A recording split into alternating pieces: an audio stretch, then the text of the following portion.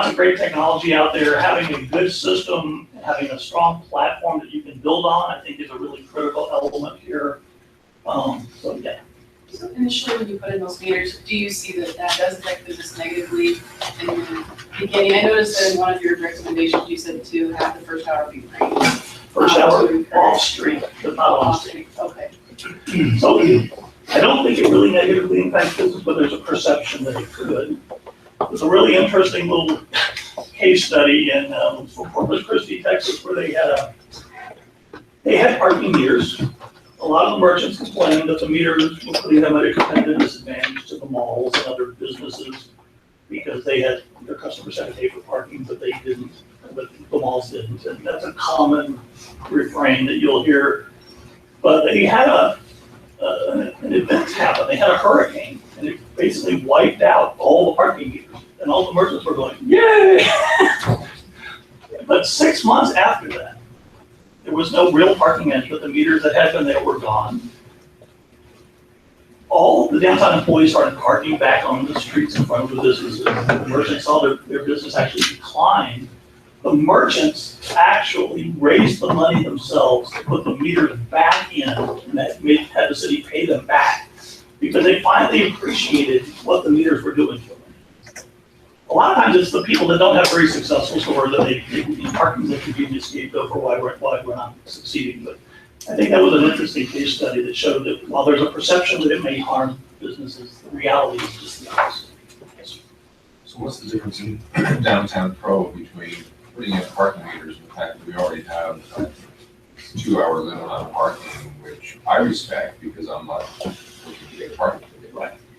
You said there were 109 violations a day on the day that you recorded violations in downtown, so. Yeah. So I mean, there is enforcement. One of the things we heard, and again, this is sort of an evolutionary strategy here. Time limits can be an effective strategy up to a certain point.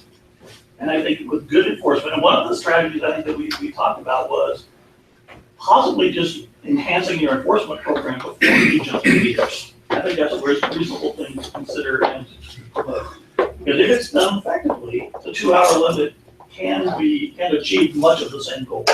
So I'm not necessarily saying you jump straight to meters, but if you want to start building a broader, more comprehensive parking access management strategy to set you up for the future, one of the things that parking meters would do for you is, A, it lets people know that parking is being managed more effectively and more aggressively downtown, and that while the suggestion of a 2-hour limit, to some people it's just a suggestion, as the 109 violations shows, it does start to build a revenue stream. I think our initial projections were, I think we had a pretty aggressive rollout, just mapped out, but for year one, I think the potential revenue that we estimated was about $800,000+, which would essentially pay for the capital investment in year one. And then year two, that would all be, except for maintenance and operating expenses, would all be additional revenue.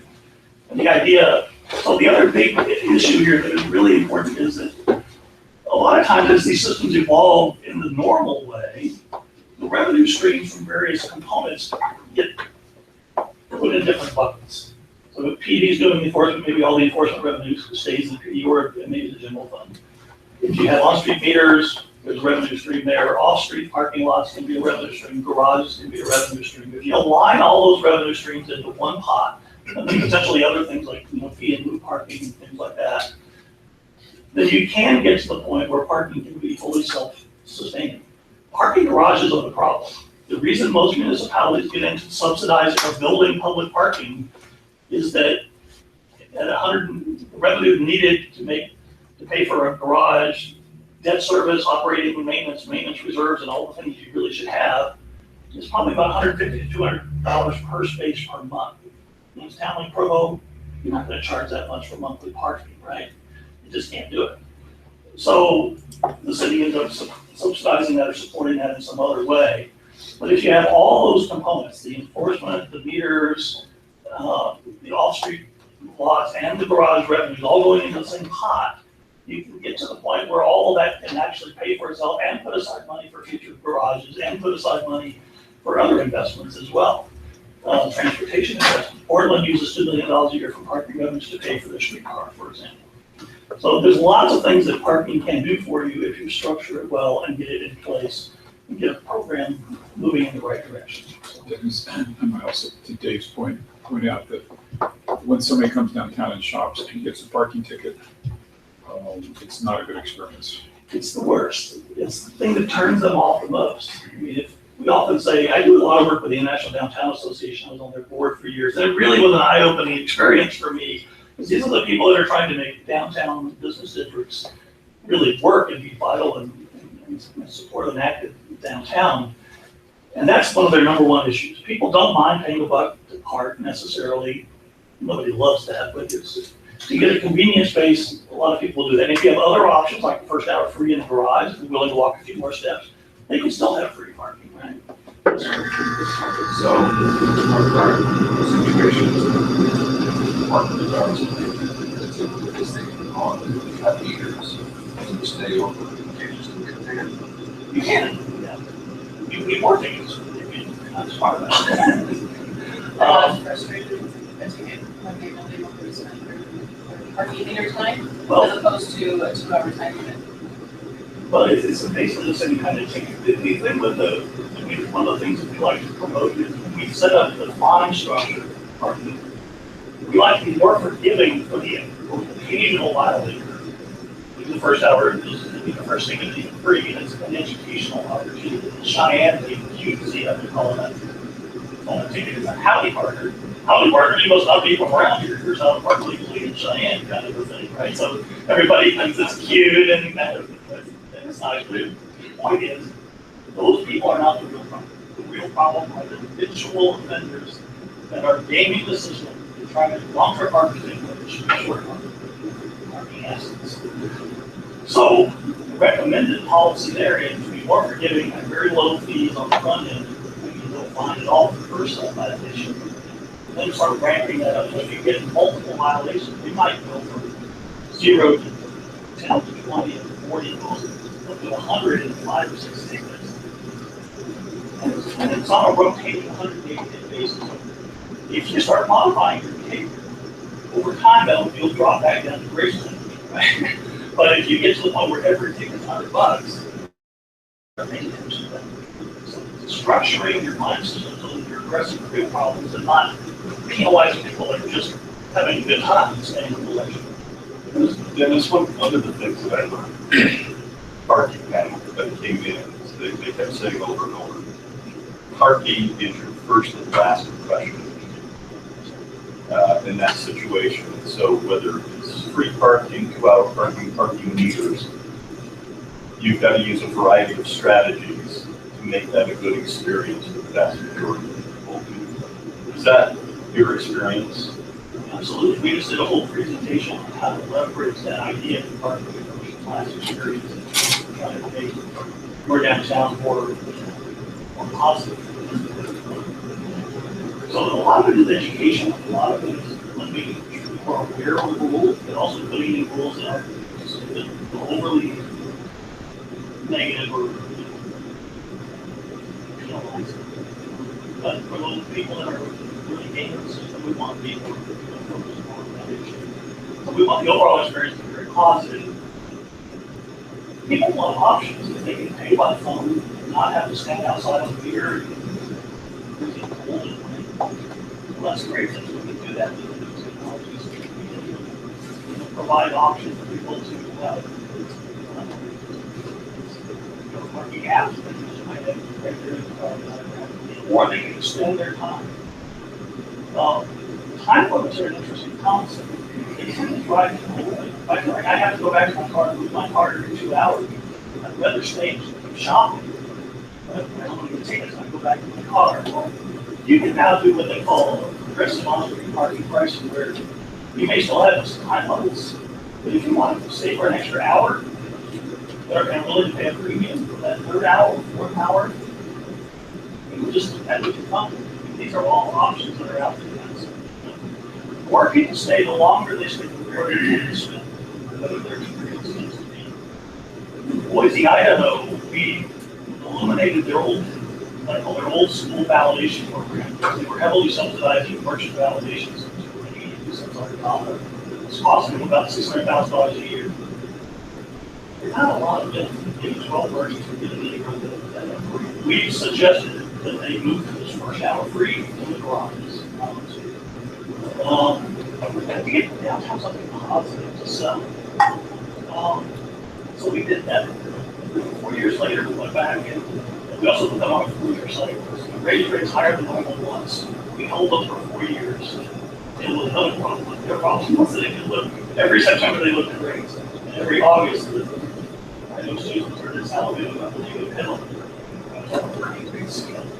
And we tried to break that cycle with this 4-year rate process. But it's really fascinating is we came back after 4 years.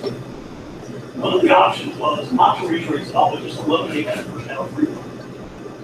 The merchants, they was volunteer, and we had this our advisory. Stood up and said, we love the first hour free. It's the best thing you ever did for us. We will help you sell another rate. Keep the first hour free. You got my ears and things right. We dug a little deeper. What we found was that 4-year period in Boise, the average off-street hourly lift of staying in garages was from 2.1 hours to 3.21 hours.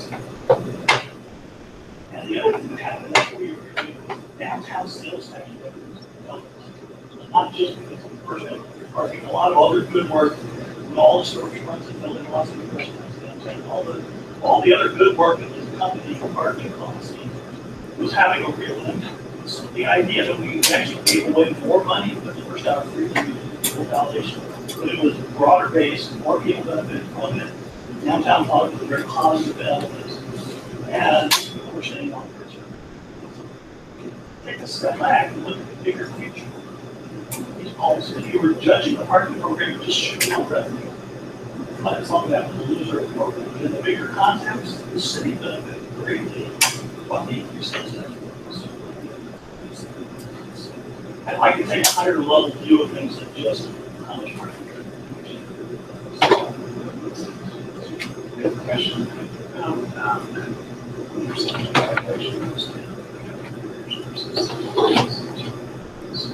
It's more visible than the energy violation. People are just more aware of the issues. It gives them a little. And again, with new technology, there's other options. This is really have to feel like they're being rushed out. A lot of things going wrong. If we choose to do that, things we can do today that we could never have done 10 years ago. The other thing is that we've got better data. So if you're out there on the street and you're an enforcement officer, you've got some mobile license plate recognition technology that goes to take a picture of the license plate knows two cars that car was first seen in that spot at 10 a.m. and it's 12:05, so you've got your 2 hours and 5 minutes. It knows that automatically generate a citation based on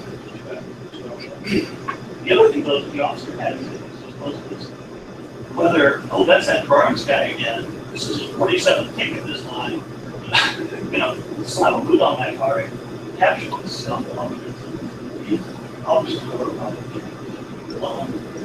so I mean, much better technology, but also the ability to say, this is, I know this week for citation. And how to try to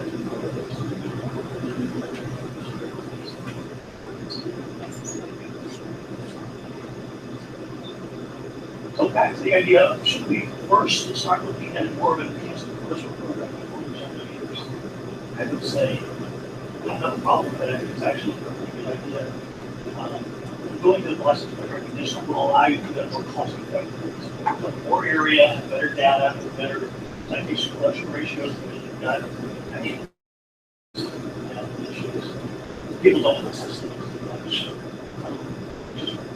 But also make the payment with these. Now pay with an app. By the time you got to say you could just go on and pay and get it over. It's a lot better than having to go downtown to the office and all that kind of stuff. So, and back to that idea that we've got good, better technology, we've got better data, make it easier. So we positive experience. That's the other thing that's important here is linking parking planning to larger community economic development goals, ongoing monitoring your supply and demand data, use that, creation of parking lot, and parking structure design guidelines, incorporating all those into your design standards. So again, all of these also apply to. So we've given you lots of tools. Just go back 1 second. That one. Again, lots of supporting documents. So there's a whole document on parking as an economic development strategy. Guidelines on using parking as an economic development strategy. Checklist to look at. There's a whole reading list for if you hire a parking professional. You know, a good library for them to get started on. Just a discussion of tax and financing. A lot of places use that for parking investment. Read a blue white paper, ADA reform policies and parking requirements for reform, which is a whole new topic. How much parking is no parking? And all these, I just throw all these out here mostly just to show you how complex the content is. We try to look at this program development framework. It is more complicated. Another important feature that gets back to the personalized questions to some degree, but also just being fiscally responsible, developing a good proactive facility maintenance program. You have several facilities out there that you either own or have an interest in. Maintenance could be better on some of those garages, having a more comprehensive program. Again, it just goes to people drive in and see concrete falling on their car. Unmaintained facilities, sets that tone for the rest of the this idea of being ahead of the facility maintenance game and managing keeping those facilities even safe, right? Good tools there as well. Develop a new program, grant marketing program. Which is a significant ongoing community outreach strategy. This is not 10 years ago, most parking programs didn't have anything like this. This has become kind of an eye-opener.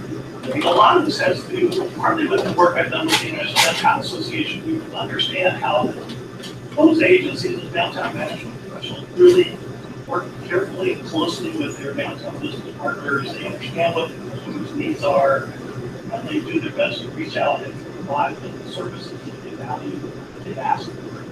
But this is, what they want was to ask them, right? So having a more community outreach and also a brand so that your parking is not just seen as a negative, but you actually put positive spin on it. You're actually being proactive in managing things effectively, providing programs of value for customers, and building on what the customers that they want. Be very common.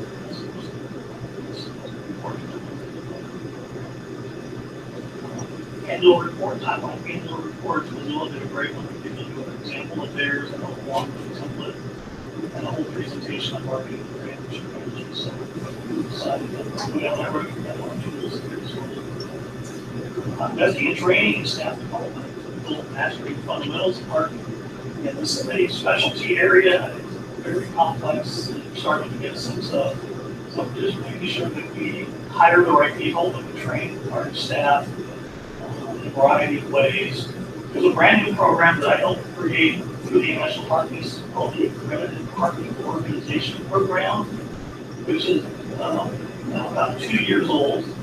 But it's 14 categories, 300 plus criteria that you have to get. You have to get 80% of that criteria signed off on by someone like me.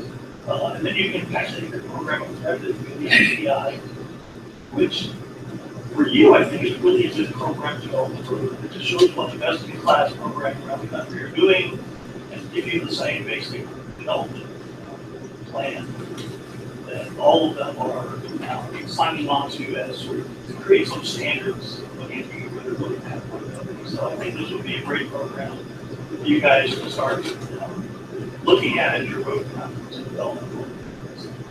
Again, lots of tools here. As we talked about before, look there.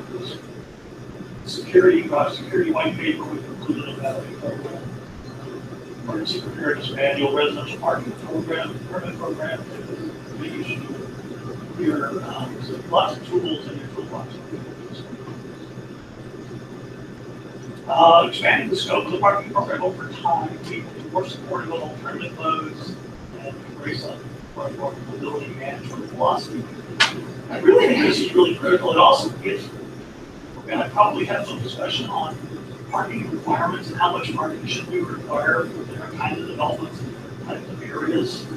That's a real hot topic in the industry. The sense is that most urban environments tend to overbuild parking because they use suburban parking standards. There's a real push to push those parking requirements down to some degree. And you get some pushback from developers. I think more parking is better, especially if the city doesn't pay for it. But really looking at the broader picture and really thinking about all the modes of transportation and not overbuilding parking. Being that it's expensive to be, because it drives more traffic and more congestion, pollution, and all those other issues. So the idea of thinking more comprehensively about this and having more of an integrated mobility strategy, I think is important. So we have, as considered parking, transportation regulation. That's something that project.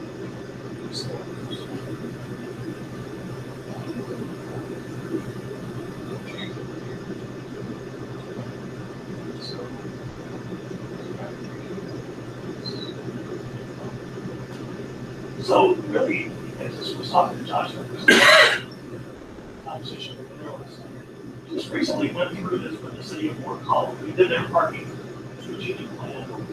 They also just recently put in a new BRT, new BRT yourself. In their TOT overlay district, which goes up and down basic corridor, they started that. So as part of that federal funding, they eliminated parking minimums altogether. Put parking maximums on the area of parking was set for parking. Well, what they started to see was they got the first one. They really got everybody's attention was 867 beds to housing development, 213 parking, well below what the normal standard would be, below what most people off the parking standard would be. The concern was that you're not providing enough parking. It's overflow into our neighborhoods. It's neighbors all around these developments. There were 7 of them, on the property. And so the neighbors went to the city council and got their attention. And essentially what the city council said was, we're going to reimpose minimums at X level, less than the suburban standard, but more than the required. As a temporary measure, and hire somebody else to figure this out. Hire us to look at that. We studied each of those 7 developments. We didn't really see any negative impacts. But the real thing that concerned me was they were making this kind of knee-jerk reaction before the BRT actually, they had the open data, so they didn't know what the real impact of that was going to be. So we gave them some new standards. But we also said, let's take a look at this again once the BRT is up and running. We see what the real impact of that is. And the ridership is the exceeding expectations for that. And so it's a touchy situation. You don't want to overbuild, but you don't want to underbuild either. So there's kind of a balancing act there. One of the documents that I mentioned, the parking requirement reform, which really lays out all the arguments. I'm offered to share that report with Josh just so we can see what Fort Collins did. And again, they're going to go back and reassess, but they've kind of found some little ground there. So maybe that'll be some guidance for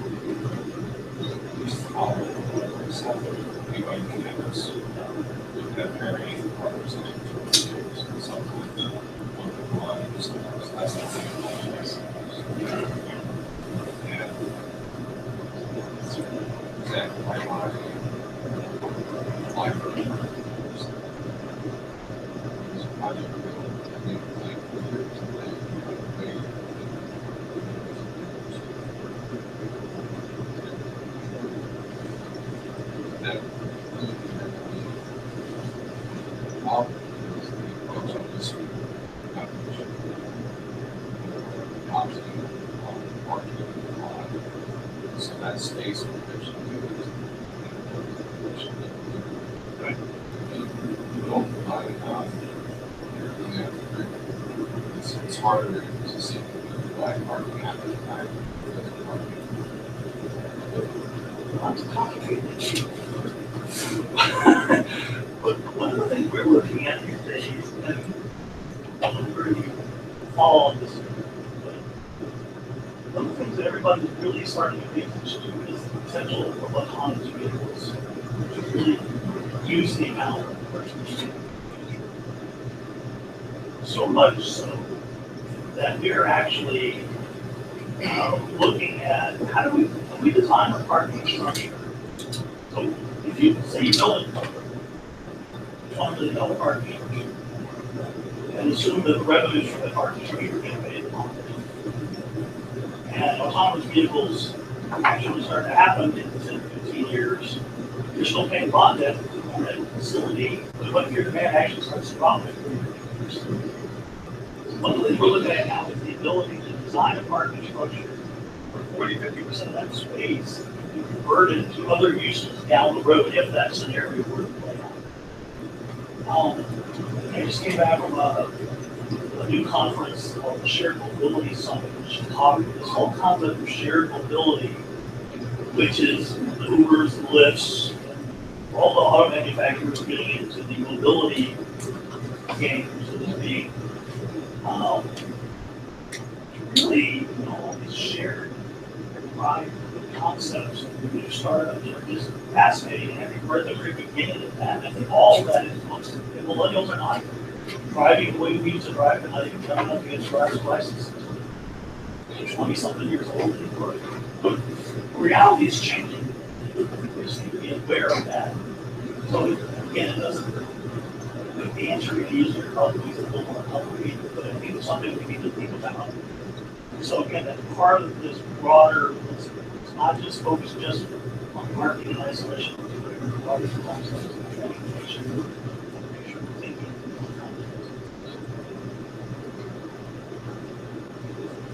In response to some of that, did they do any residential permit parking around those nodes? Absolutely, yeah. So they did implement a number of residential programs around those areas. Process of criteria for that. There is some real specific policies and actions and plans that we have a lot of tools to regulate. Yeah, that is a standard response to that. The interesting thing though was we went out there and actually measured the parking demand around those 7 developments. We couldn't find any real big programs. There's a real perception that there was going to be should impact. But even at that stage, what we our team actually opened, we could not find there was still available parking blocks in the areas. So while the perception was that there was a lot of documented evidence.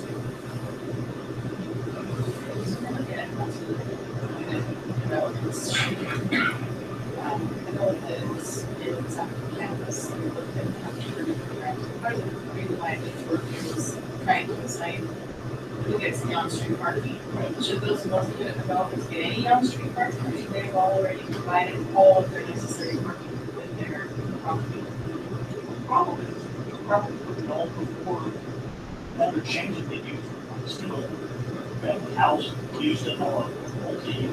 Some of them are regulated. I think that's what makes the what we think there's some challenges is that you're dealing with changing values rather than improving the use of the policy standards. And how do you adapt off that? On that basis, it's challenging. So he's coming up with, limits on cars. President, you can allow to be in a single building.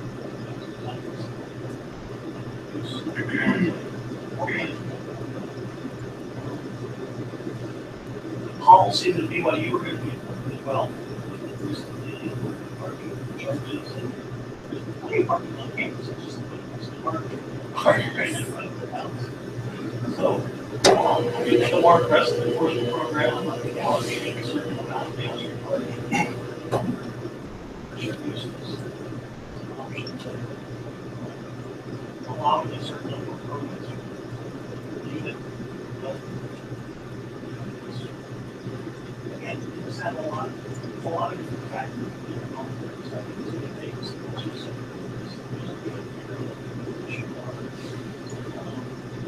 There's safety issues.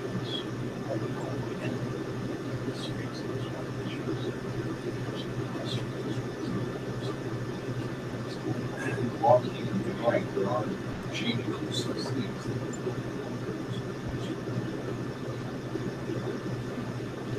And a lot of confidence.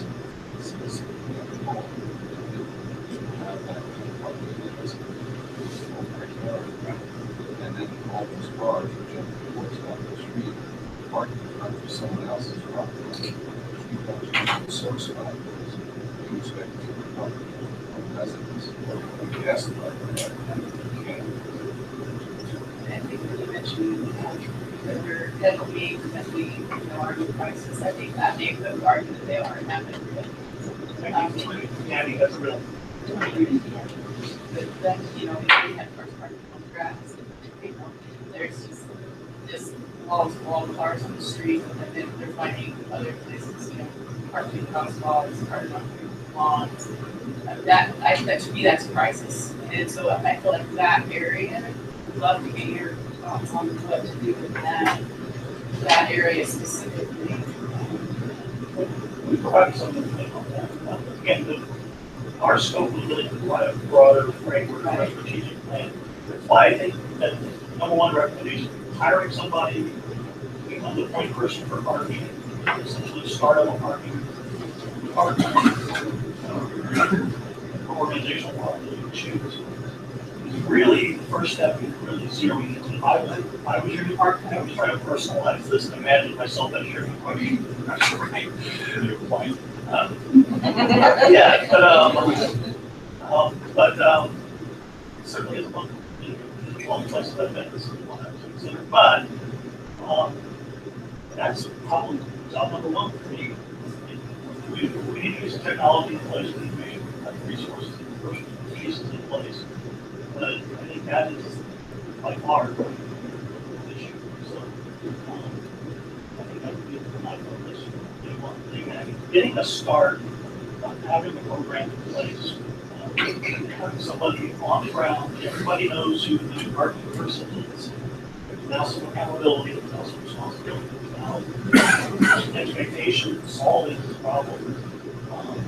And it's one thing for somebody like me to come in and kind of put something, give you some ideas. It's another thing for somebody to live here and live with that issue every day, really get deeper and deeper understanding the issues are understanding who the customers are.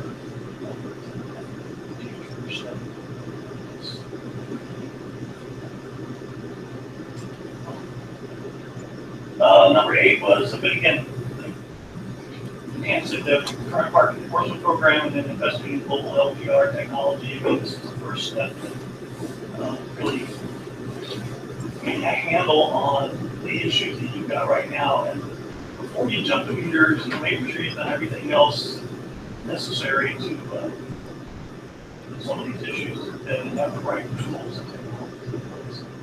Have better data around the neighborhood, understanding social information. This is really the first step to really understanding the problem. Lots of same tools, but a lot of the same really do apply within residential program. We continue to work on these and other communities. We've always got new information to share. Addressing significant community issues. That's just a question. One of the things that's come out of the Joaquin neighborhood discussion and others is the idea of doing meters in the commuting areas in Joaquin and let that be our test bed for meters before you begin the process in the downtown. Any thoughts around phasing into meters over time in different geographic locations as opposed to doing them all at once? Usually that would happen probably more in the CBD kind of district rather than a residential district. But the idea of meters in a residential district are interesting. You get different types of data from the people who need to see different kind of impact. You can see whether they change behaviors. You can put meters and still give residents permits they don't have to pay the fees. But anybody else that's not, doesn't have a permit, would have to pay. So that should discourage some of the parking here. So it's an interesting concept. I don't see that happening a lot.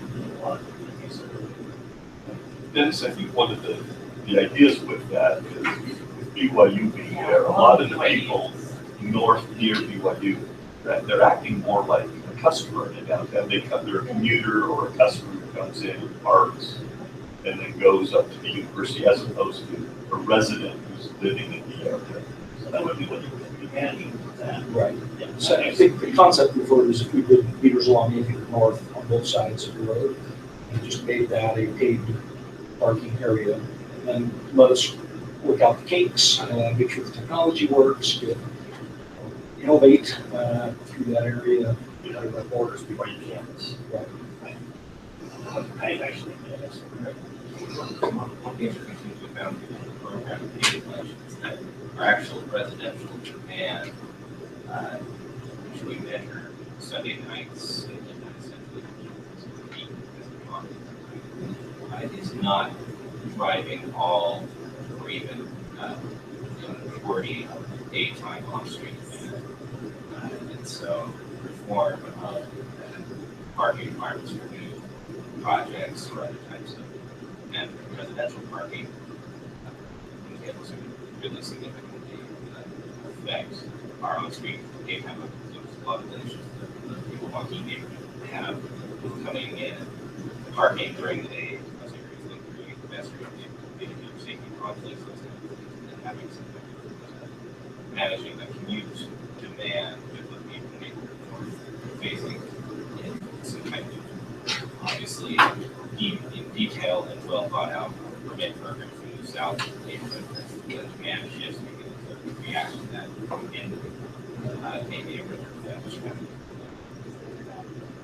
Data to show how far commuters will walk, because I worry you put meters on 800 north, but there's gonna shift to 700 north, and even more and crowd that one, and then they're gonna shift just south as far as empty. Yeah. And so how Side streets. far will they, is it 2 miles, is it, how far do you have to do this permit program before people are like, you know what, it's not worth walking 2 miles, they're all parked on campus. If it were 2 miles, then hopefully they would park. Yeah. I mean, whatever that distance is, right? What's the distance that the commuter is willing to walk to not have to pay park, or whatever the driving force is? There any data to show?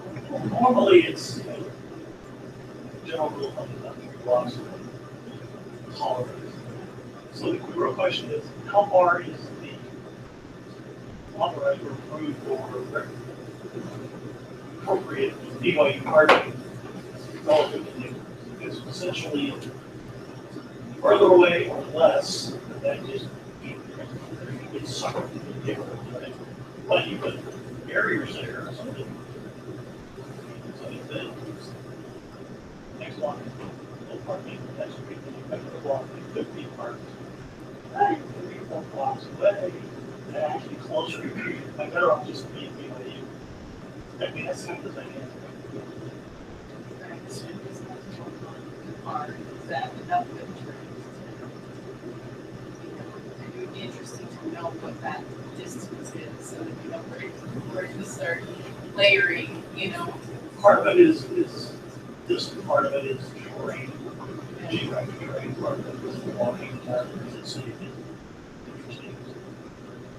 And the interesting thing is, by parking south of campus, they have a pretty uphill, well, not anymore, because they have a science building.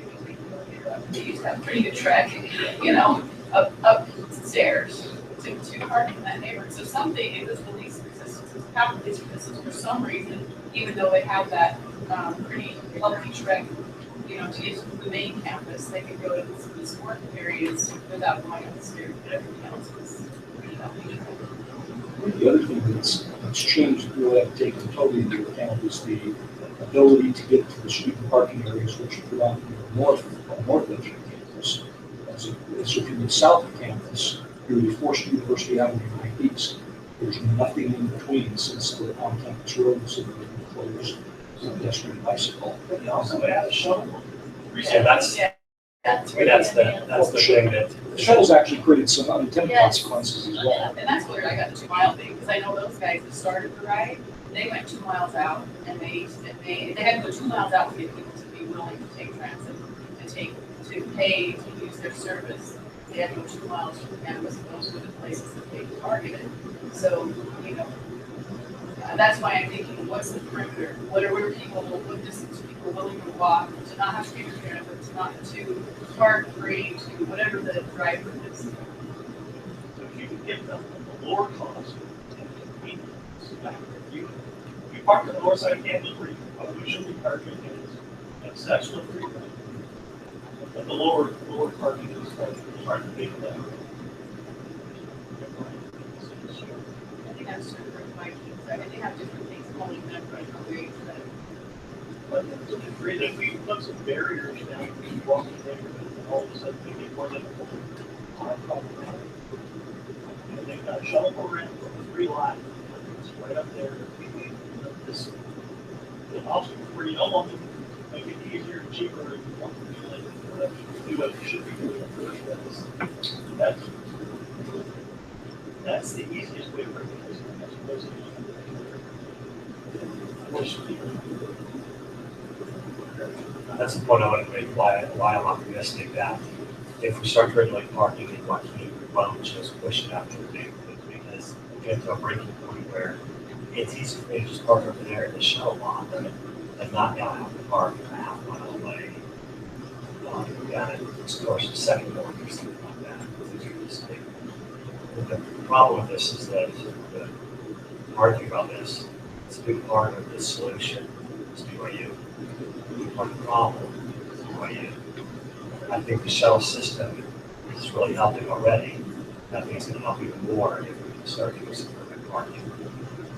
But we would even take that away with the next president or next year. You know, they can be very whimsical in how they decide they want to handle things. I'm hoping that they're going to keep shuttle parking over time, because they want to build more on campus. They don't want parking spaces. They have space on campus for buildings on campus. It's just going to make them have to buy shuttles. Right. Yeah. I don't think that. One of the metrics there is the shuttles that actually serve satellite lots. Right, it's not. They got to drop off the 80 degrees and they can serve as an office. So working with BYU to implement an on-campus circulator shuttle would make a huge difference. If you need parking every 5 minutes, there's going to be something there to run you up and make those 5 minutes there. South campus and right for me, that would make a huge difference. Increasing the convenience of that parking where we want it to be, and if we complement that by increasing the cost of the production on campus, South campus, those two I remember how much fun it was when I was at BYU, and I thought like that's but when you're younger, that's not the issue. It's the amount of time it takes for me to get from point A to point B. And if I can go up the stairs 2 at a time or something like that, then I just get up those stairs and I'm right where I want to be. And it's faster for longer than parking at the stadium. There's a lot of no shuttle will come out in 5 minutes. Faster. I think an important element here, I think if you had a parking director,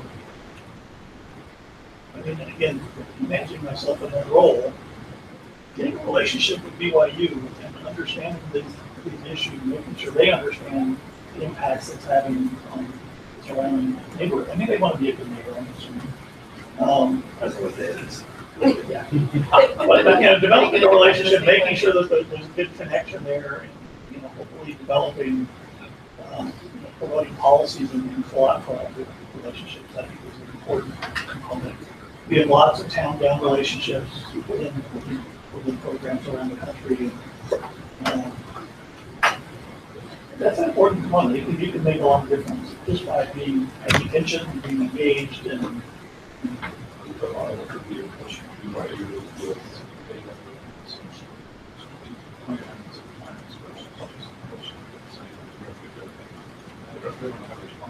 yeah. Yeah, I seen a lot of parallels between Provo and Fort Collins. You know, a downtown Much more than residential Boulder. neighborhood. Yeah, much more so than Boulder. It's like a totally different. In working on programs for Fort Collins, what kind of interaction do they have with the university there?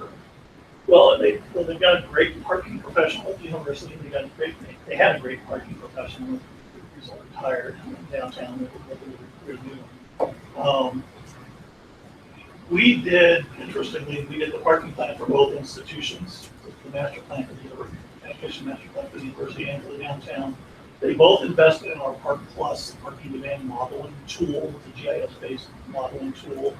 But they now have a common planning framework, and so they can share information, they can run common scenarios and share them with each other. I think that's been really good. But the idea that Dave Bradford at the university, he's on the downtown parking group's board, and vice versa, the parking guys on their board. These universities are, being 800-pound gorillas sometimes, and they do what they want to do, but they also are members of the community, and they can be persuaded to have a positive role in their engagement. Well, I would say there's an extra element.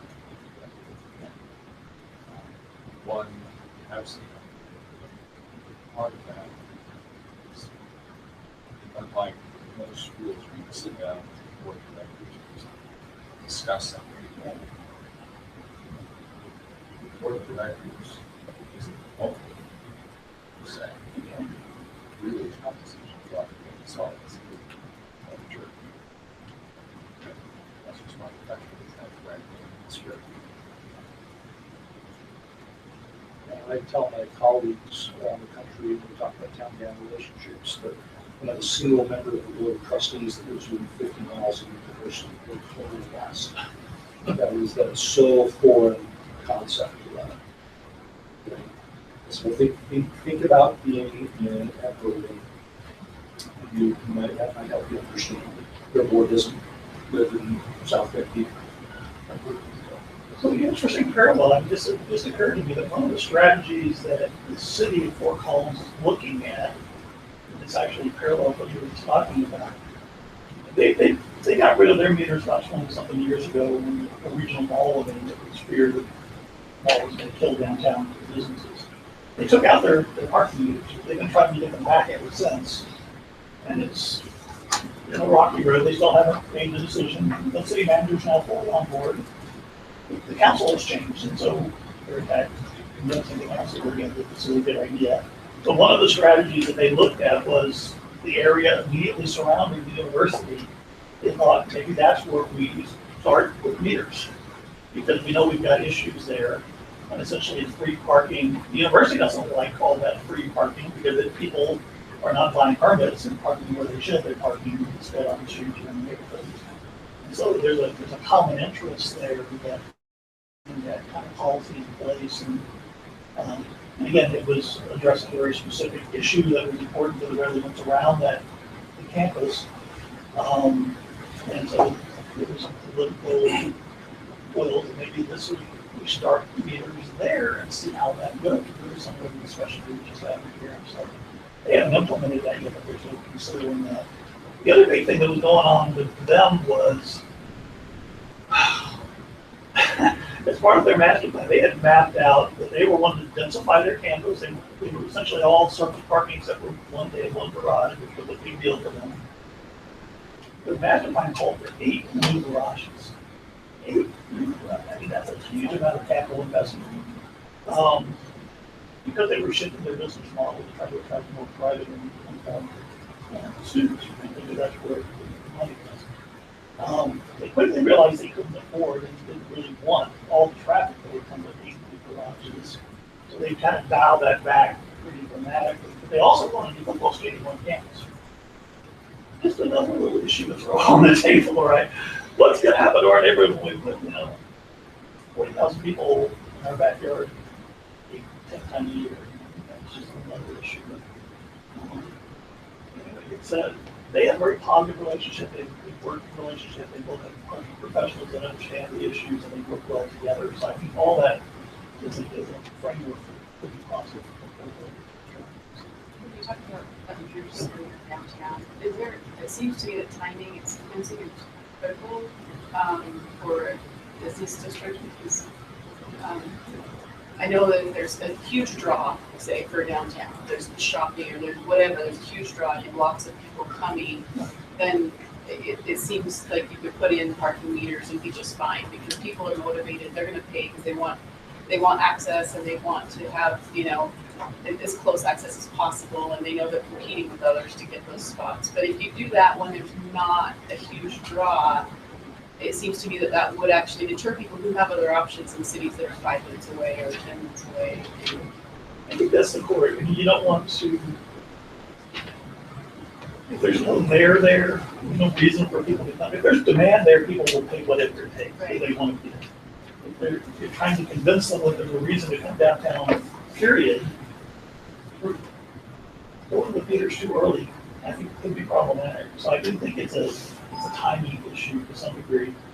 Now, the other side of that coin is that what you're really doing is just trying to effectively manage assets, right? So we have these on-street assets that we know should be managed as short-term, high-turnover parking. Anybody disagree with that concept? We probably know. How do we most effectively manage that to achieve that result? Now, you also have very well-located public parking facilities, off-street parking facilities. Those can still be free. I would much rather see you charge for the street and let the garage parking be free than the other way around. Because that's usually what happens. People charge for the garage parking, which is less convenient, less well-located, not as restricted a resource. And so I would much rather see you manage the off-street sooner rather than later, but you still have free parking. So part of it's education. There's parking here, and it's all free. It's a 2-minute walk. It's 250 steps from your destination to here. I mean, you can put all that stuff on a map these days. People can just go through, realize it's only 250, whatever it is. But, do you find that signage is more important, or the map having the apps, or is it both? Is it the wayfinding design? It's everything. Just having the idea that you can go on, you can get the information on the web or on an app or whatever. Just having the information out there and making people realize we've got plenty of parking. It's very convenient. Try it. It's easy. That kind of a concept. So, anyway,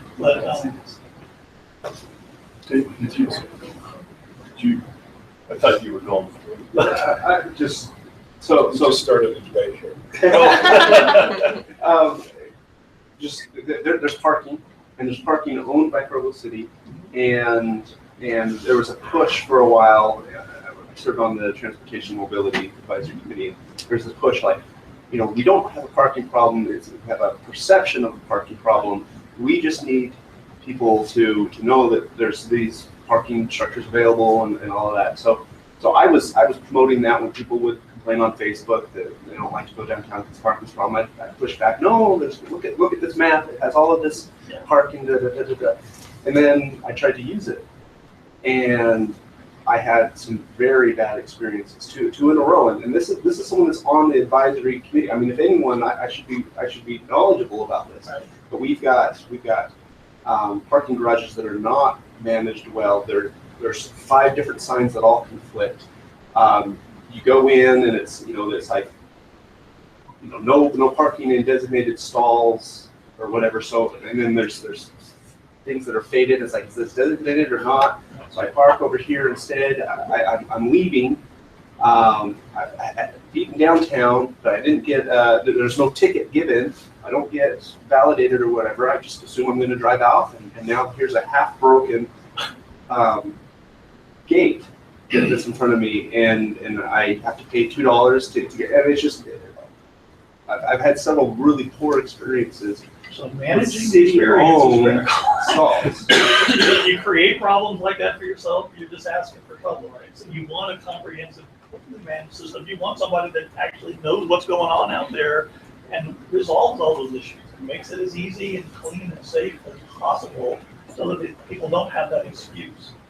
That's really one of the low-hanging fruit for us in downtown. You're not obviously talking about the square garage. Of course not. Of course not. That's one we do, that's our outright property leased to Provo Town Square, and is exactly one of those where we have a leasee that's not abiding by the contract, where the facility isn't being maintained. We put up a nice new wayfinding branded sign, and it got spray painted with a stencil $2 on it. So having somebody in a position to manage those contracts, and integrate that with property management and assets and make a big difference. We've got a lot of installs there. But yeah, I don't want to go in that crunch because I don't know if the talking money machine is going to let me out or not. Yep. So that's a really good point. It's hard to encourage people to do that when we haven't. You on your bicycle? I was not. And that's part of the perception, is in an inefficient system that puts up obstacles, people don't want to park there. And so that's part of this discussion, is how do we get somebody on board to start resolving a lot of these issues. And back to the Joaquin, I've been under the impression for a while now that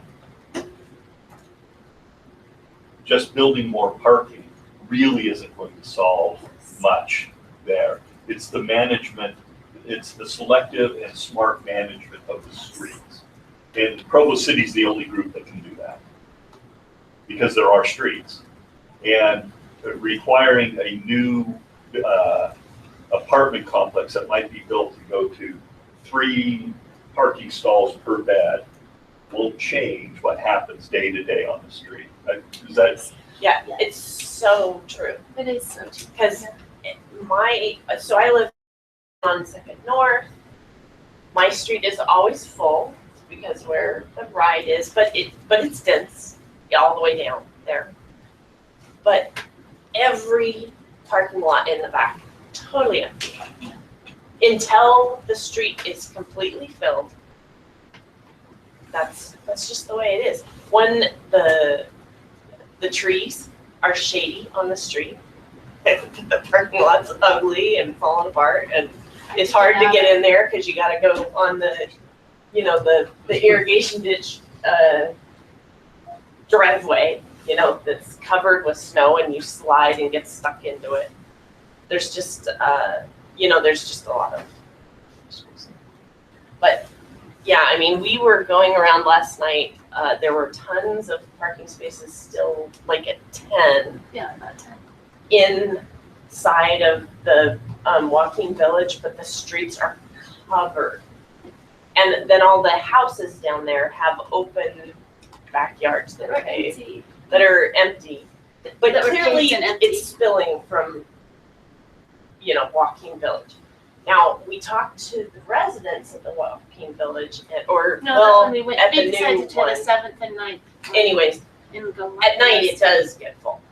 I mean, like 90% full. We went, and then we went right before we came, because it was like a fourth empty, and then 90% full at like 6:30 this morning. And the those- street is always first. Yeah, the street is always first. Which is okay as far as slowing traffic. Because it's not the intersections. Yeah. One of the other big recommendations here, again, this goes back to, you have an opportunity to do things right the first time and not create a lot of problems that other communities have. One of the real best practices that I've seen is this idea of creating a parking program as a separate enterprise fund, and combining all the related revenue streams. We talked about this already briefly, but I just think this is a core element that if you start off on the right foot, you're going to be in a great position within a few years. And you'll basically have a program that can pay for itself.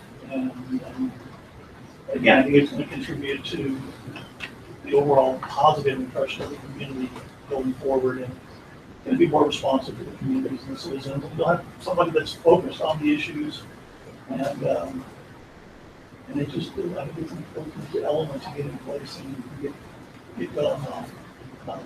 There's no shortage of specific issues to deal with, but until somebody has the responsibility and the charge to deal with them, you get kicked around, and things never seem to get resolved.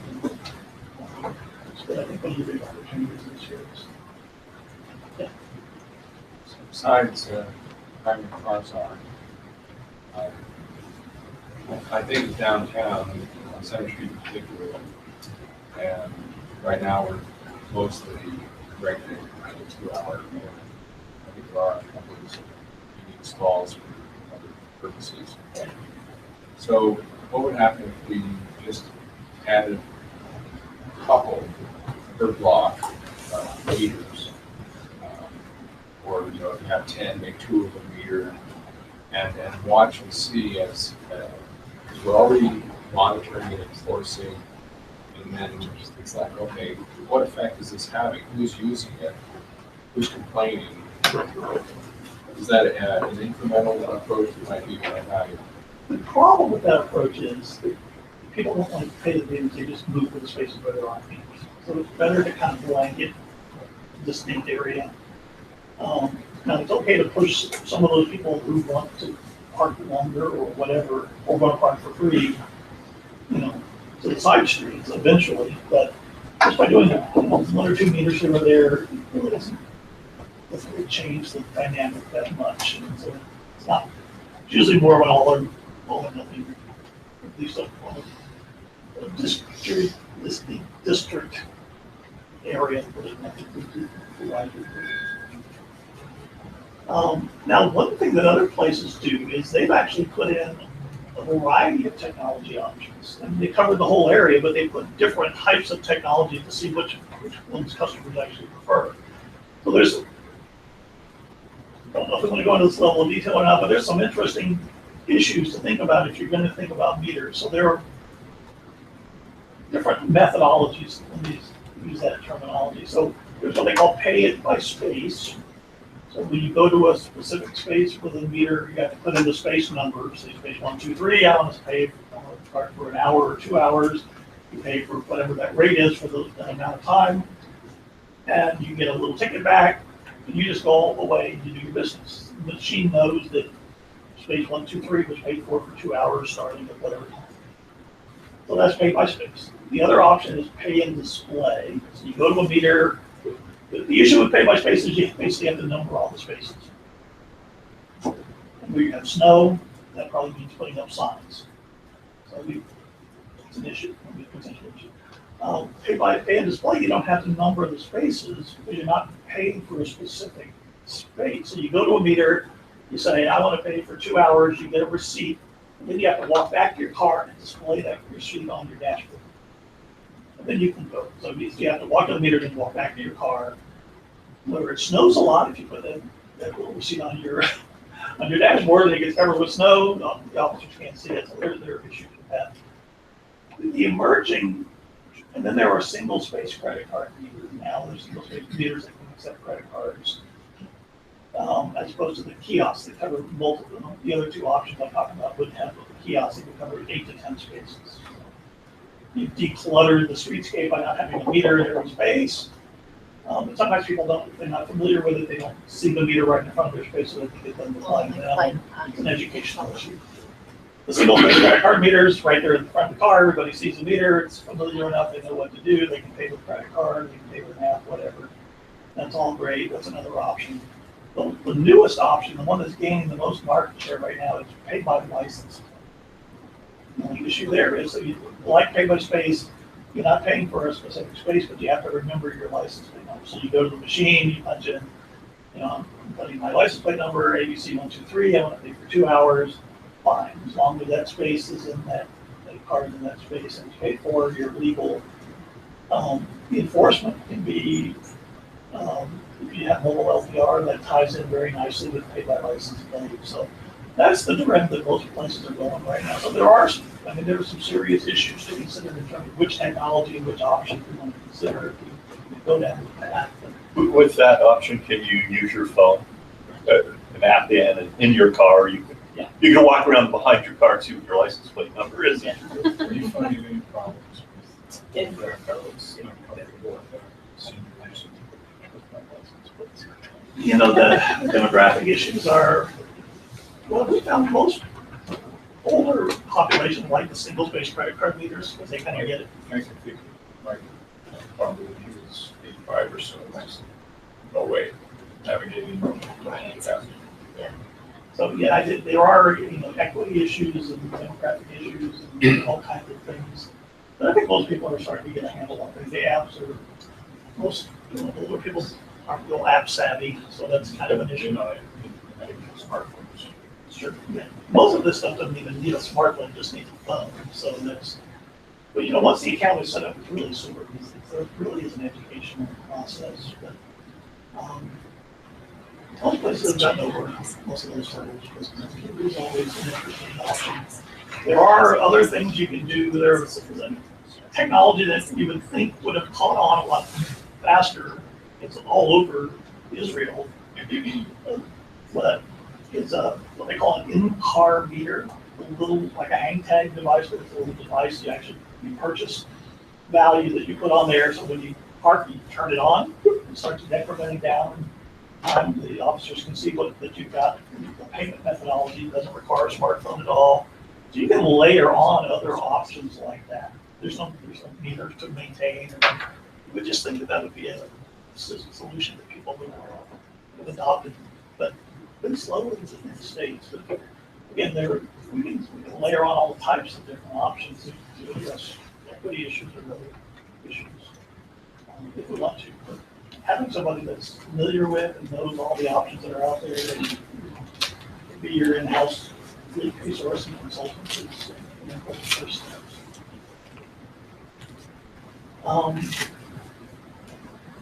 There's a whole level of planning, how much parking is appropriate, zoning code issues, parking requirements, and that's another area of expertise that I think will be critical for you guys going forward. And again, balancing. The other thing I would really like to see is that you adopt this broader access management kind of approach. It's not just about parking, but it's really about all modes of transportation. That's going to be important in the long term. You've got environmental issues here, you've got air quality issues, you've got growing congestion issues. There's a real competition for on-street. Another big issue these days is the real competition for on-street space. So that whole curb lane management concept. I mean, what you've got now is on-street parking. I mean, should this be, people are wanting that for loading zones or dedicated car share spaces or bike corrals or bike share spaces. I mean, there's all kinds of competition.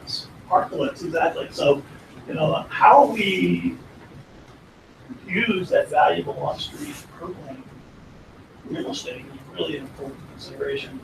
BRT, what's that going to do on Center Street relative to parking? This is a big question that's floating around this year. Lots of big issues. It's really important to have somebody that you can turn to on an ongoing basis to make sense of all these issues and provide some consistent and high quality customer service. We plan to the ADA section that in your report mentioned that we have violations of the ADA placards. Could you explain kind of what you saw, what your recommendations would be for that? So that's always an interesting area of discussion, and part of it comes back to whether you allow the disabled community to park for free or not. So a lot of the places are dealing with that issue. Most of the disabled community actually say we don't really mind paying, we just want the spaces to be available to us. And there's so much placard abuse out there. I mean, anybody seems like you can go to a doctor and get a placard, and it's just real no control there. So one of the issues in Seattle, we looked at this in Seattle, and one of the things Seattle, every time I touch a topic, it leads to 15 other topics, but there was LA and San Francisco got $15 and $20 million from the feds to explore this smart parking concept with wireless sensors in the on-street spaces and the parking technology, and basically looking at demand-based pricing to kind of level out the demand in certain areas. And it was a fascinating exercise. So Seattle didn't have $20 million from the feds to play with. So we really like these ideas and these concepts.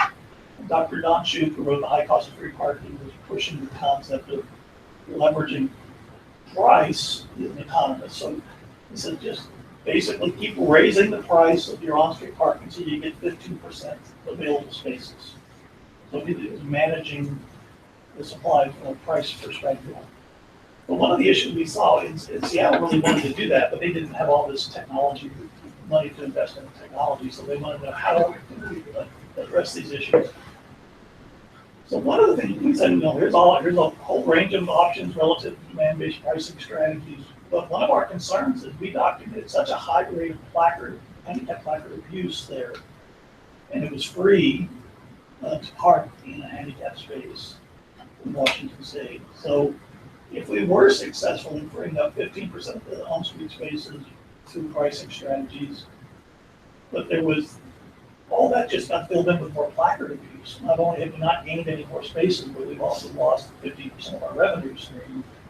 And so until we got a handle on that placard abuse issue, we really didn't recommend we go down that road. So it gets to be kind of complicated. I'm not sure what your exact policy is relative to that, but again, having the enforcement technology and having the right policies in place, I think can go a long way towards protecting the rights of the disabled community and making sure the spaces are available, which I think is their main concern. Whether they have to pay a buck or two. And they may not have time limits stored. I mean, that's another policy decision whether they can ignore the policy issues, the time limit issues, and stay as long as they want, but still have to pay. But it, a variety of issues. I'm not sure which one you're specifically focusing on. Just what violations were occurring in our city, and what your recommendations would be to. We weren't as bad as some cities, but we just still have a few violations, as I recall. But, again, kind of comes back to looking at the overall policy and what we're really trying to achieve and what are our goals and making sure that it's consistent and applied fairly. When you do go to enforce, or not to enforce, but to, if you were to start charging, have you seen cities that have done that where they didn't charge for that parking and then they started to charge, and do you have, groups come out and say, hey, this isn't fair, and are you not?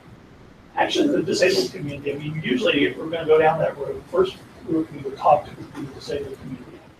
Programs for accessible living is variations of that kind of program.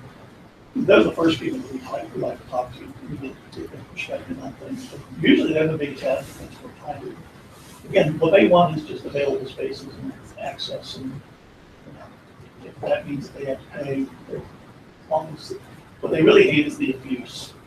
People taking up the spaces that really they shouldn't be using the spaces.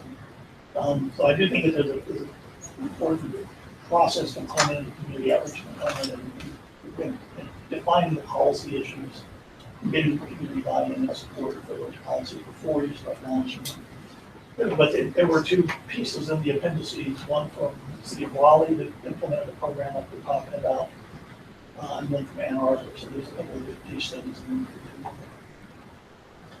Just clarification, Ken, when you say ADA violations, is that the city's out of compliance or the residents aren't following the rules? And that was in the report. It was People were getting citations for parking in handicap spaces without proper documentation or exceeding time limits or whatever the issues were. A variety of different types of citations issued, but there were quite a few citations in that category. So we're talking citations of the residents, but the city itself isn't out of compliance with ADA rules. Okay.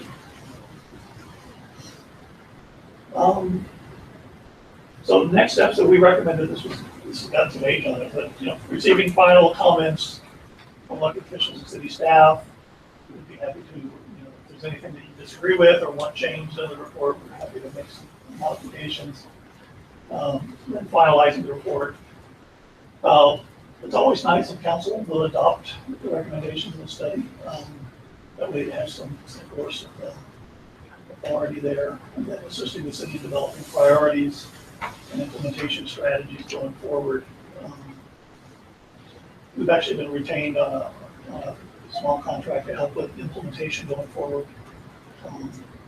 If you need any help with that.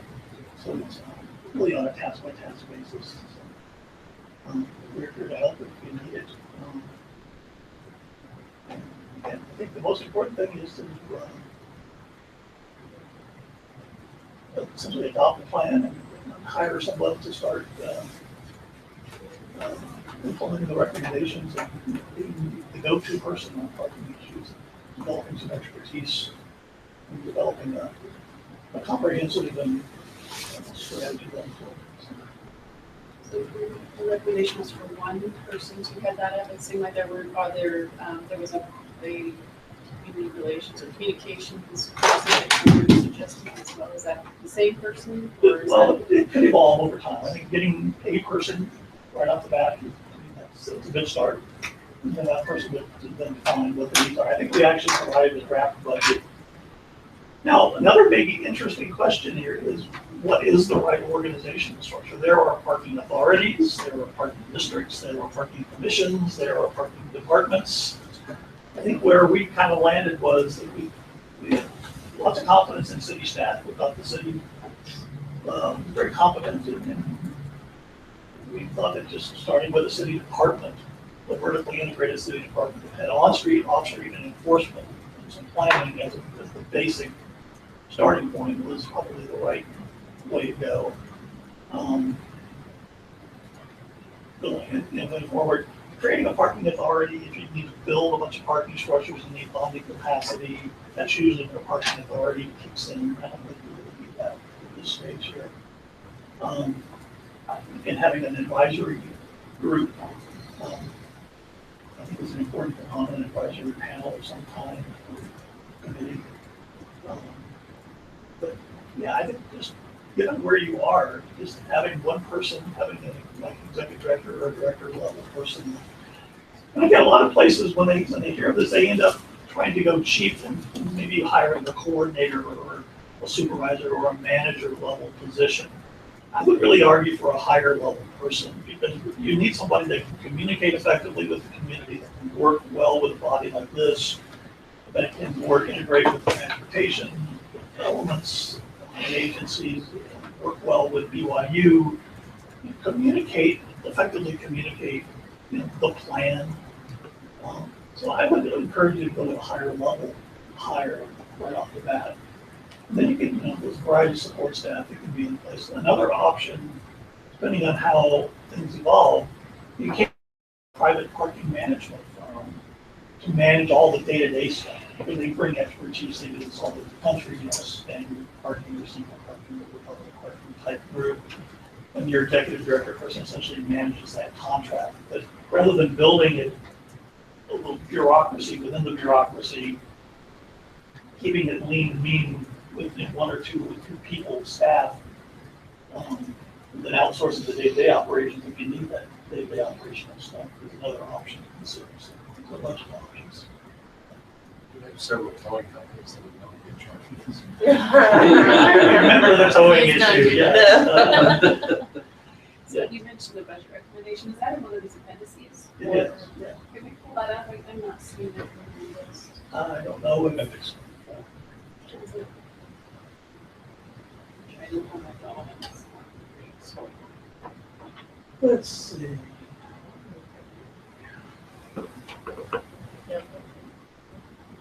We'll look up.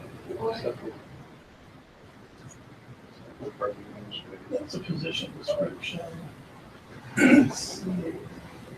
Just scan down the list. Scroll on down.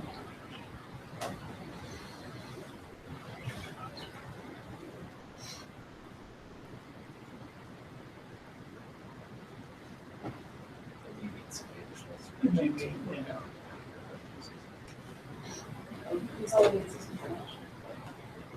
That's a summary document that kind of, you can look at that if you want, just real briefly. It's a simple, this is more kind of a report I would expect to see, like for, if there's a report to the board or report to council. So it basically breaks out your on-street and off-street and enforcement revenue by category. It shows gross revenues, total expenses, and the net results essentially for all the different components of the program going forward. So this is just sort of a summary report that shows kind of just a summary financial document essentially. So we did develop a program startup budget for another community, and I thought we provided that. I don't know if it's, let me scroll down to see if there's anything for your thought. Let's see.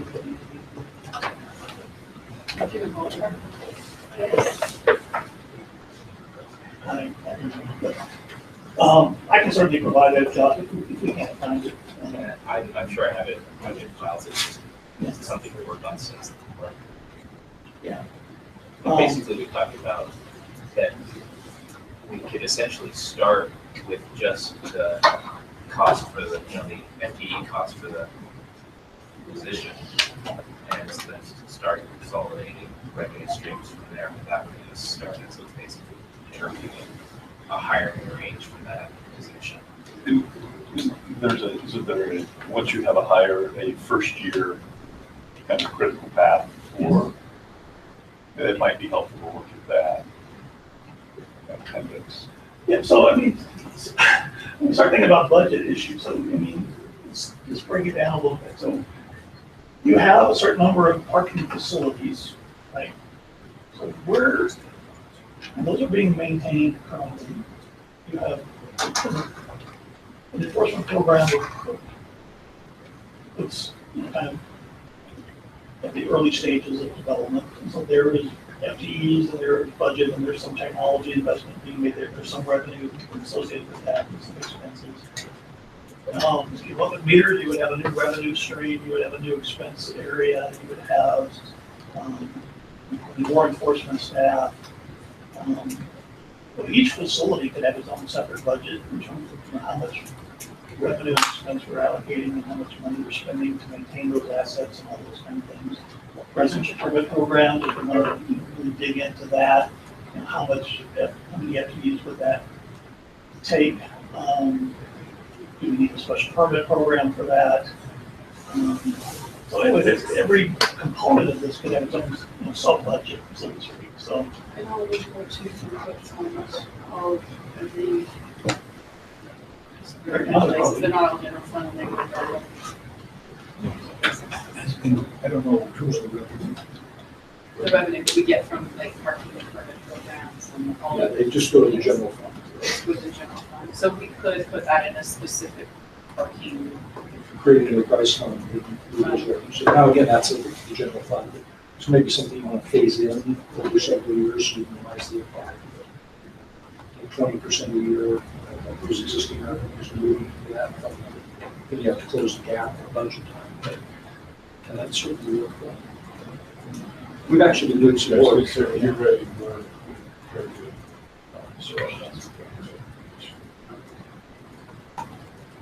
Mr. Briggs, do you have other items you want to share? I did find the budget here, so we do have it, so we'll happy to share it with you. I mean, it's just an example of a first-year operating budget, first-year capital budget. Karen, can we project that on the screen with his laptop? Let's do it. Connect his laptop to the screen. We might be able to, Josh has a better solution right here. Again, this is just like a draft budget framework. I'm not sure how specific it would be, but it does have some numbers in it, so, again, this was a kind of a starting point.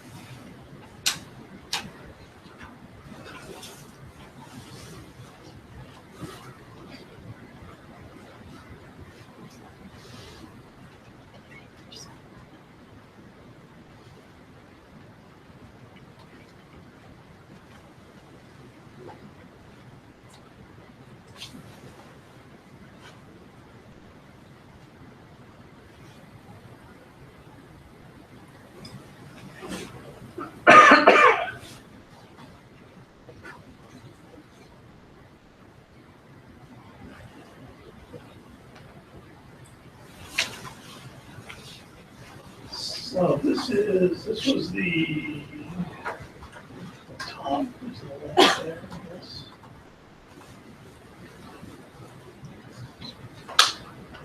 breaks out categories of revenue, potential revenue, revenue adjustments if you want to do any kind of validation or first hour free kind of subsidy. Then it goes into breaking down the type of typical expenses that you would see in various categories. So we had some assumptions here of a manager, an accountant, an analyst, and scroll down a little bit there. So basically 3 people as a starting place, and then it goes down into expenses in by different categories. These are all the typical expenses that you would expect to see. Special project expenses, I mean, if you want to start up a brand new marketing program, it's allocating a certain dollar per space, times number of spaces. Set aside some money for special task force or committee meetings, annual report development, special project. You might want to have some consulting expertise that you decide to go with meters, what meters to do, what's the right process, what's the developing the RFP, all that kind of stuff. So just the idea that you would have various categories there. So anyway, it's a starting point to think about. And there were some basic first year capital budget items in the second tab. So it's just it's a starting point for first year capital operating budget. I didn't see about that cost of the meters and the equipment. There's a separate analysis for that. Basically, it's a separate spreadsheet.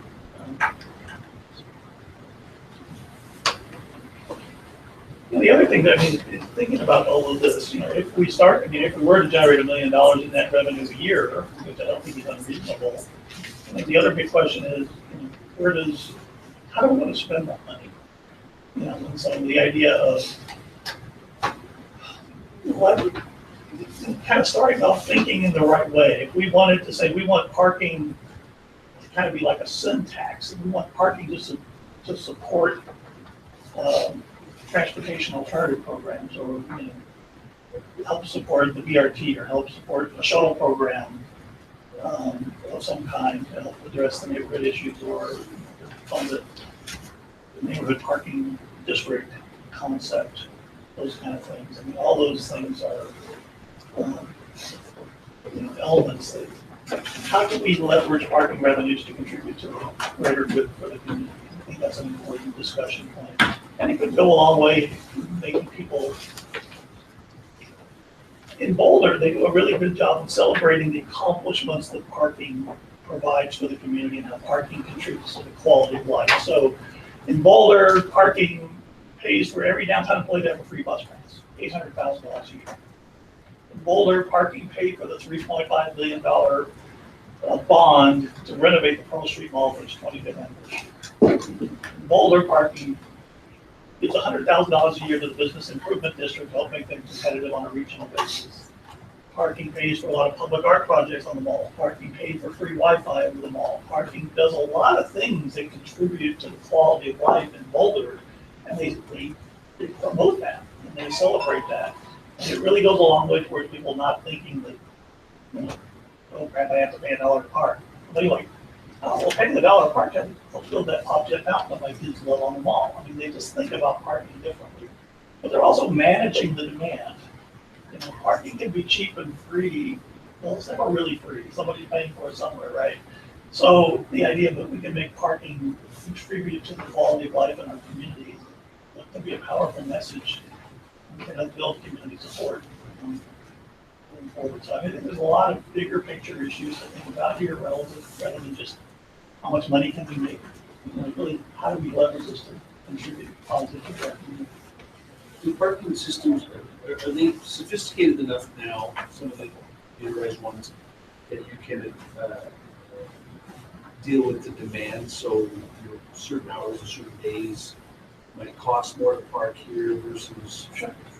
That's the whole demand-based pricing argument. And it's kind of interesting that kind of got so much attention from Donald Shoup. I mean, really, it's not a new concept. I mean, it's an old private parking operator maxim that basically said if your parking lot's full, then your rates are too low. So demand-based pricing is something that's been around forever, but it's just applying it. We've never had the technology to apply it to on-street parking in the past, but now we do. And so that's kind of changed the dynamic. But that's really the only thing that's new about Don Schu's concept, is he's applying it in an environment that we just never had the technology to apply it before. But I guess the other big thing is that the idea that parking, some people think of it as kind of a necessary evil, but if you can turn that necessary evil into programs that really help your community evolve in a positive way, it reduces demand for not just parking at peak time, but also impact congestion and cruising that people do for parking. Don Schuh documented that in a 5-month period, the amount of people cruising throughout Berkeley, California was enough to circle the moon and back. Just think about the wasted gas and the wasted time and all that goes into that. There are real social impacts related to that. So again, pushing it up to that higher level and seeing the bigger picture, managing parking effectively can really have a lot of other positive community benefits. I think it gets lost in a lot of the discussions because everybody gets wrapped up in 3 spaces in front of their store, and that's the whole universe that they see, and that's all they really care about. But I think there are a lot of larger social issues and community development issues that can contribute positively to it. Are you saying that parking the first year would be profitable? All the cost of infrastructure and staffing and the parking director and all those, I find that hard to believe. Well, it depends on if you went with the meter option. I mean, the meters are, I think we estimated that the first year would generate about $841,000, and that would about 14. That's in Provo. Huh? That's here, this city. Yeah. That's what you're saying. Yeah. And so that would basically, I think it was $14,000 in the red for the first year. But the second year, you would essentially, all that would be paid for. So all that infrastructure would be paid for. So you'd have about $800,000. You pay for the first year of the infrastructure. Yeah, and then the second year would be, you'd have that much additional revenue. So I think you could pretty much pay for the staff and the technology, other things as well. So. But again, that's assuming meters, and I don't know if that's a valid assumption right off the bat. And whether all of the area that we mapped out, Josh and I were talking whether that was too big a number, too big an area to start with. So it might get scaled back if we reduce that area to some degree. Without the meters, though, it's up. You won't generate profit, parking, empowerment, so to speak. There's some revenue generated, but there's enforcement that could generate more revenue if we want with some of the newer technology. Again, there's a little payback on, and you've already got one LPR unit, but I think enhancing that. Again, part of it is making sure that all the revenue streams are going into the same pot. If they all get just go to the general fund, it kind of gets, it's hard to see all that. Wayne, do you think the funds now cover the cost of the enforcement officers? You probably don't know. I don't know that we've asked that question. It typically can. For 15 or 14, I can't remember which number year it is, but this 211,200 is our number for enforcement revenue. So I think we're running 4 part-time parking enforcement officers, and then they're We probably do. This is the actual figure, or that's the actual figure.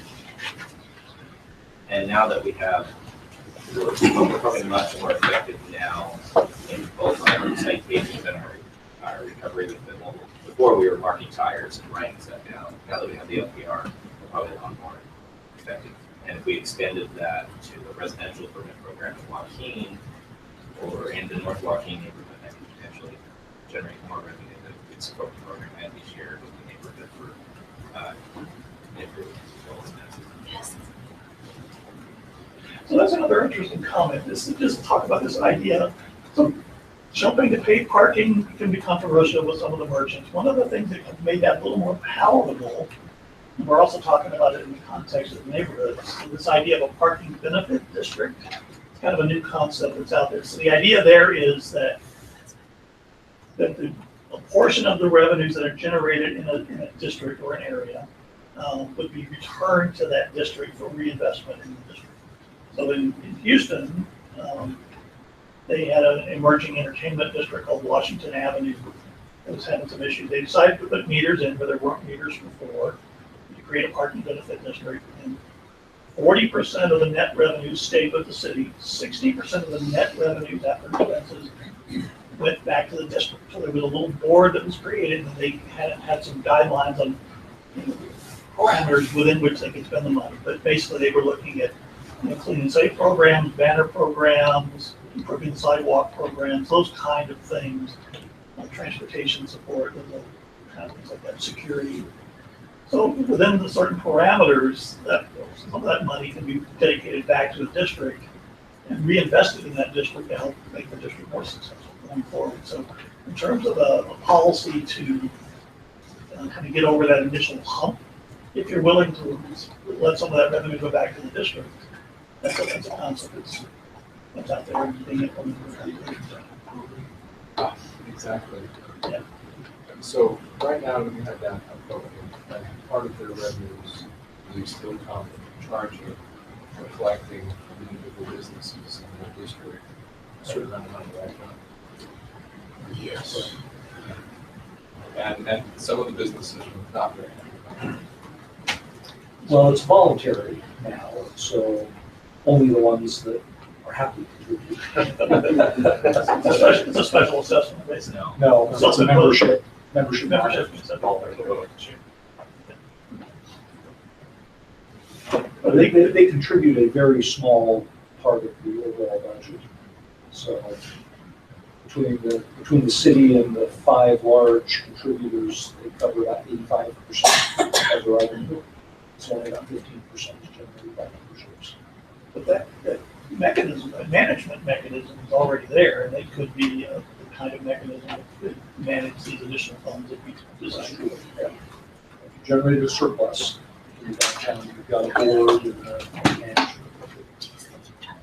Those dollars. Dennis, have you ever seen a community where they may have a variety of parking management strategies in a central business area? A DPI type manages parking, deals with that, and then maybe in the other parts of the city does something.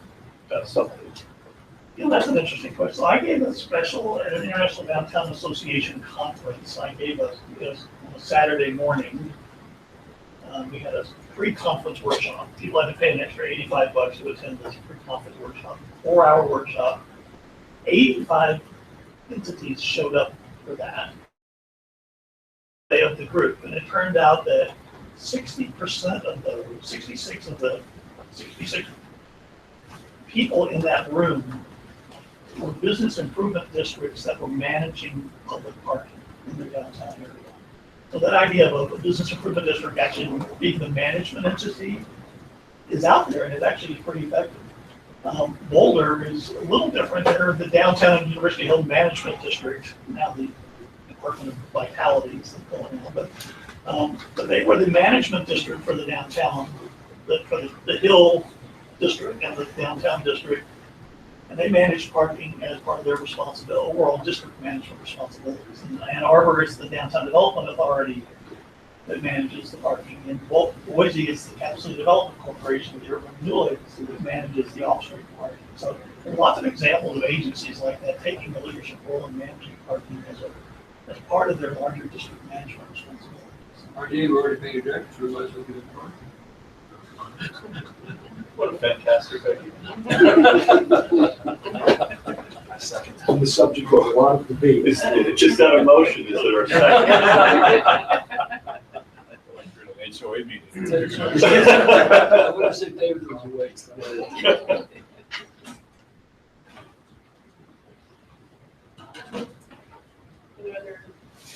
I think that's basically it. Unless you have any specific questions. Lots of detail in that report, lots of appendices, lots of tools. So we're here to help in any way we can. Before we move to Dave, we talked a little bit about our thoughts on that. Yeah, and you want to leave that? I can, yes.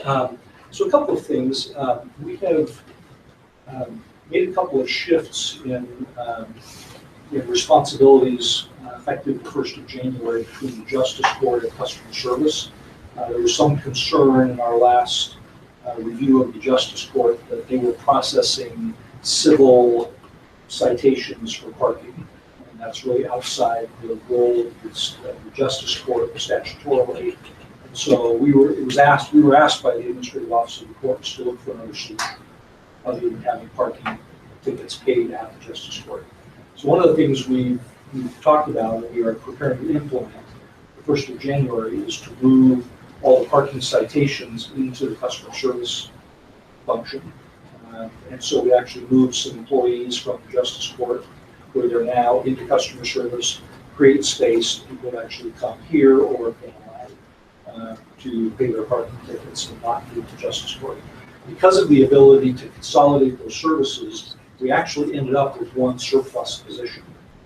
It's currently vacant in the Justice Court that would not be needed in either setting now because of the economies of scale of moving parking payment systems into the customer service function. And so we have one surplus position now in the organization we could conceivably convert to this parking manager. Now, it's not at the same level, so we'd have to increase the general fund allocation to that. But the number is just under $40,000, as I recall, based on what John Morgan's team has calculated. So if we took the expenses associated with that position, made it a parking manager, and funded it somewhere around the $75,000 salary, which we think was probably pretty reasonable for our marketplace. Based on looking at Salt Lakes and some others, we think we're probably in the ballpark. It would take about a $40,000 subsidy to get an operating budget and sufficient salary benefits to cover that work. And so we think we've got a path forward to getting a parking manager in place. Again, it would take some additional appropriation to do that for that first 6-month time period. And then we'd have to work it into the budget next year on an ongoing basis. But we think we could do that effectively the 1st of January. In terms of placement in the organization, we've had a much longer and deeper similar struggle as to where it really belongs. But one of the things we thought initially was that we might follow, as you may recall, when we consolidated customer service and took the employees from energy and moved them over here and brought in some additional staff, so we had a consolidated customer service operation. We actually put it as a direct report to the mayor's office for the first couple of years to make sure that transition went well, that they had the administrative clout with the departments to actually help consolidate their services and make them a lot more effective. And so one of the things we've talked about is the idea of maybe following that same model in parking. And for the first year or two, it would be a direct report to the mayor's office. And then we would assign it likely to community development.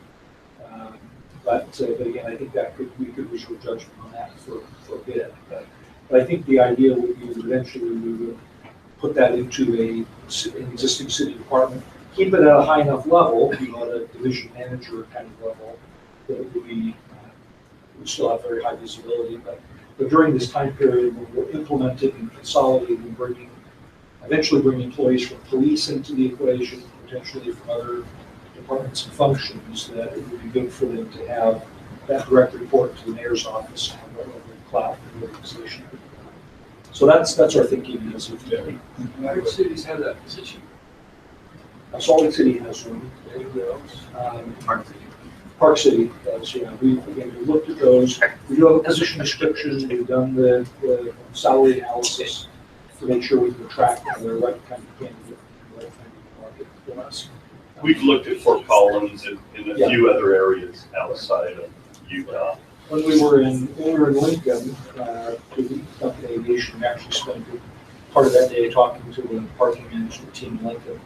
And it got some really good insights into how they do it. They're actually kind of that model where you have 3 key city employees that they contract out all the day-to-day operations to a parking management company. We moved Lincoln from parking being under public works to being under urban development. and kind of economic development focus. And I thought that was a good move for them. And they consolidated everything. So enforcement wasn't pleased with that all under this common agency. And I think it's a good model. Yeah, we were quite impressed with it. I'd emphasize two things that I touched on. One is this awareness that right now, nobody wakes up with parking their responsibility. It's too late for living. They don't get paid for it. It occurred to me that Susan might be one of the. I know, it's So, I have a question for you. Is division director getting 9%? Yes, that's, so that, I think, the recommendations, it's really done to all of us. It seems so obvious to us that it's really welcome. So my responsibility. We all get, all of this is really important. We get distracted by something else that's really important. This is important. So we like that a lot. So the concept of the 14 members office, I think gives this a huge head start. Staff. Navigate, walk into the department, help cooperation. I guess the long term, a lot of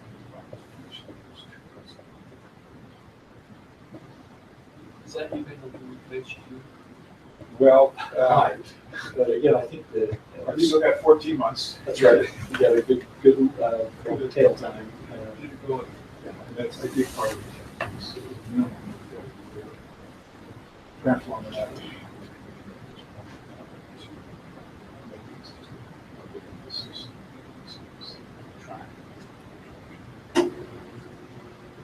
So there's the first year recommendation of what would happen in that first year. And my hope is that we can add to that first year addressing our most critical problem in the city, which is south of campus. And having that be a focus of that first year too. And I know that there's possibility of leaving and having that be sort of our test pilot, which might be a great way to start that. But I would hope that the focus would be on our most severe parking issue area first. I particularly with the two representatives here. Well, with them not here, I feel the same way because Well, I I hear don't. from a lot more people. I'm not than ready. just- I'm not ready to make that statement. Yeah. It's not that we can't make this statement. I don't think we can properly issue districts.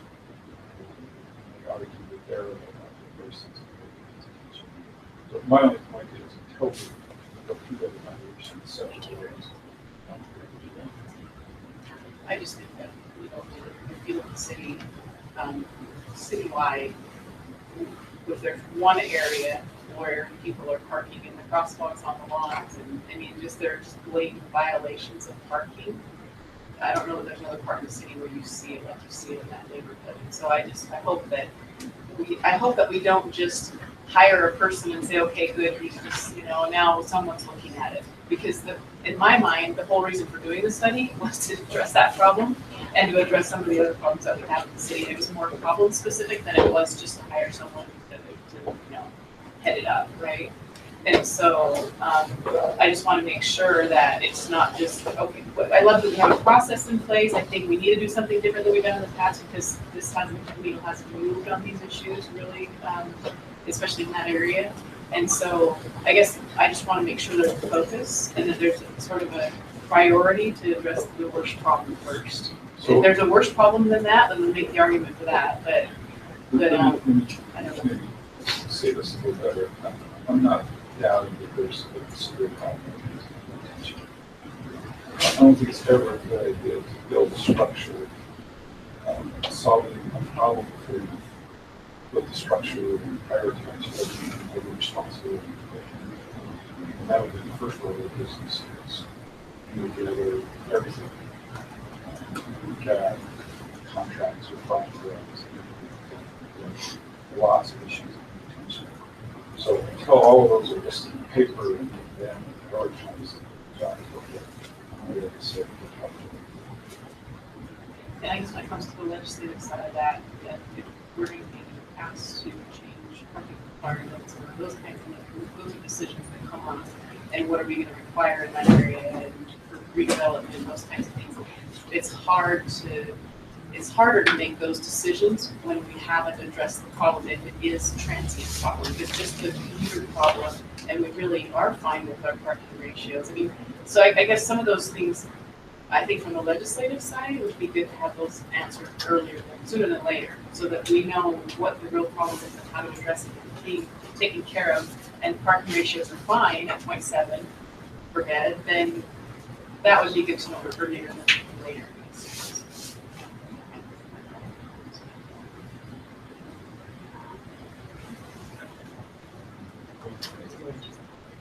So, I do feel we've had some outstanding problems in walking through the paving solutions.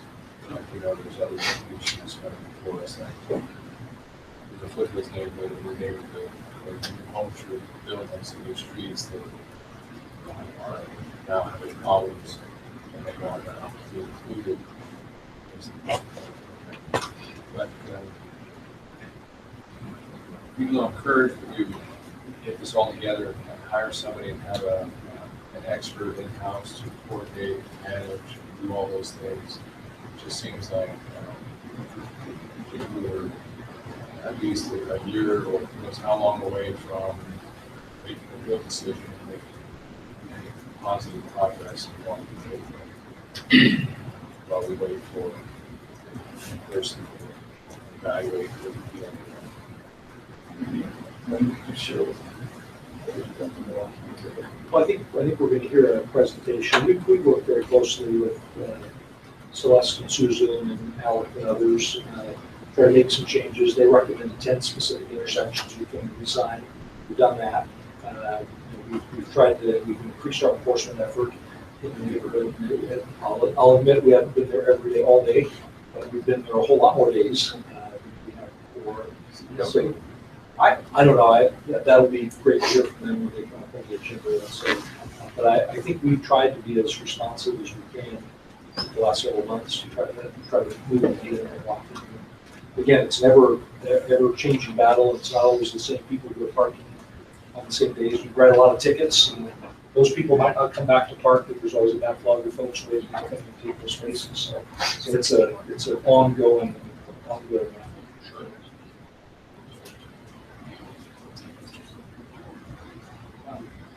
I just want to say I think parking is something that I run into in a lot of different places in the city. I just had a recent experience myself. Obviously, parking is a big one. Places like that. So there's a lot of areas that we benefit from. So I appreciate sort of the vision. A study, I feel like this was really well spent. They developed some of the strategic thrust here. Not compared to they see an incredible examples of just appreciate about the general direction.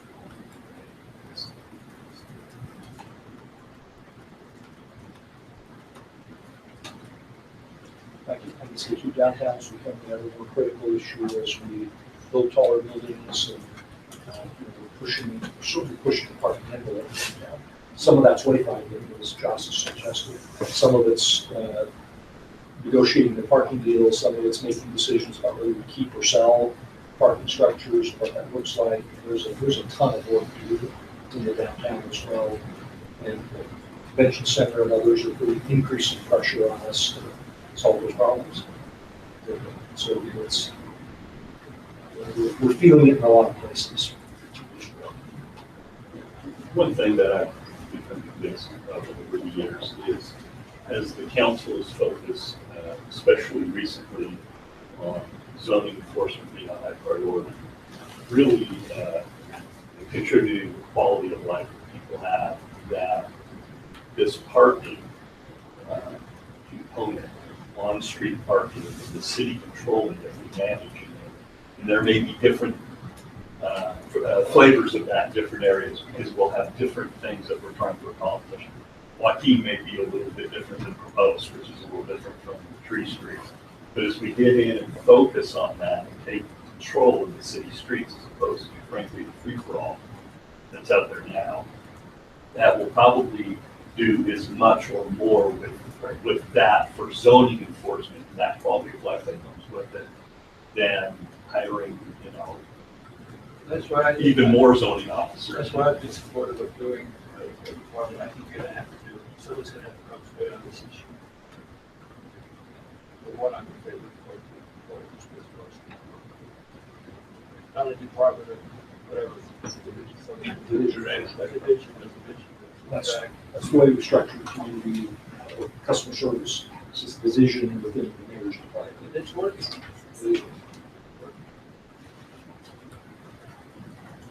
They told them when I can pick their weekend back. Call 311. Glad it works.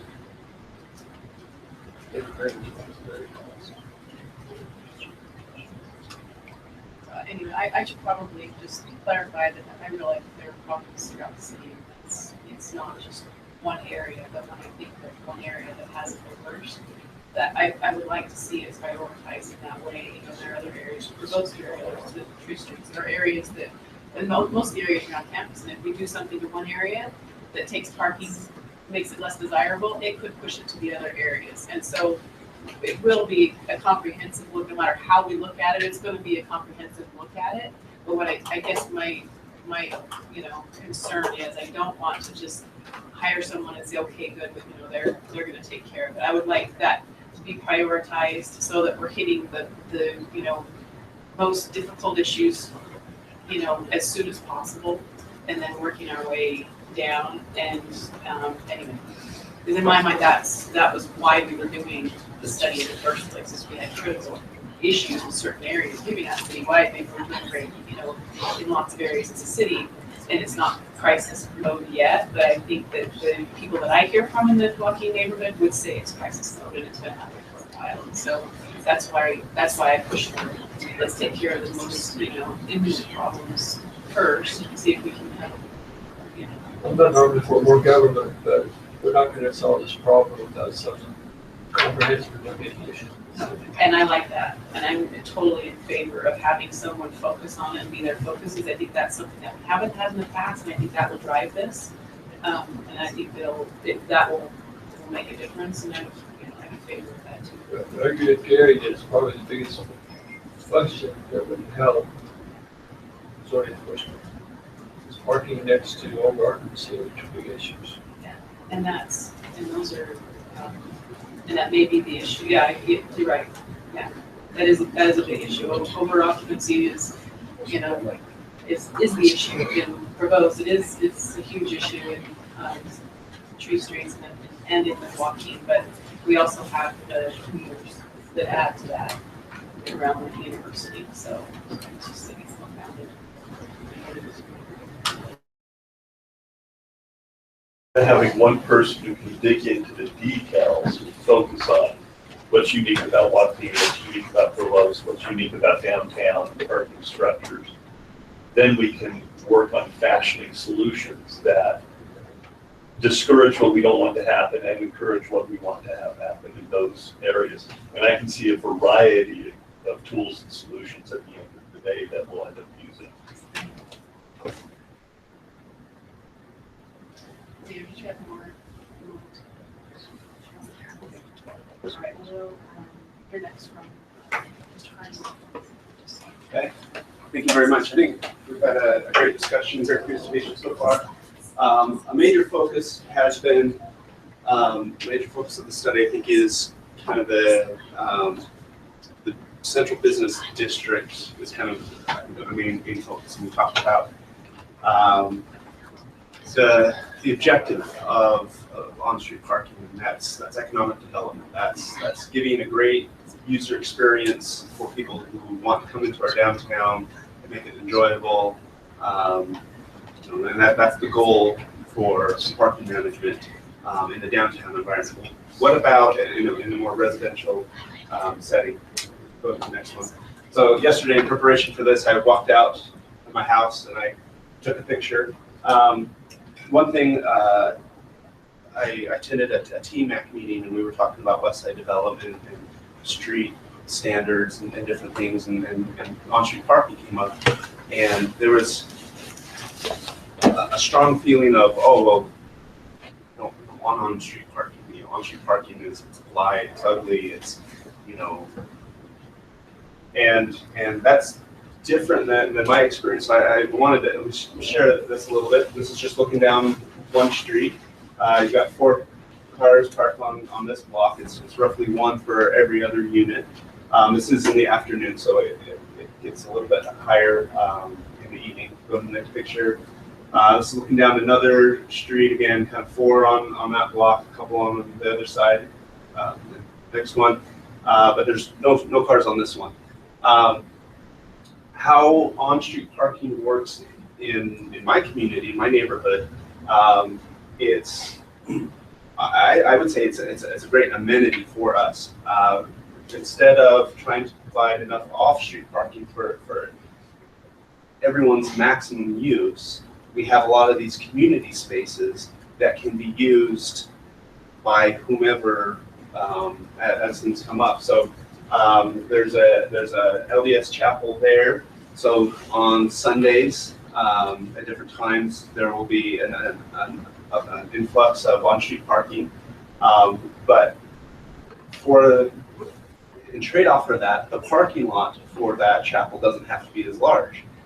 That would sit empty for 95%, 98% of the week. Right here is an elementary school. I think we'll be good for a little bit. Is an elementary school. Most of the time, that's fine. Teachers have enough spaces in the parking lot. There's enough visitor. But when they have festivals, when they have their fundraisers, their festivals, their different things, this parking lot definitely cannot fill all of that. So they spill out into the streets and then they use these parking spots.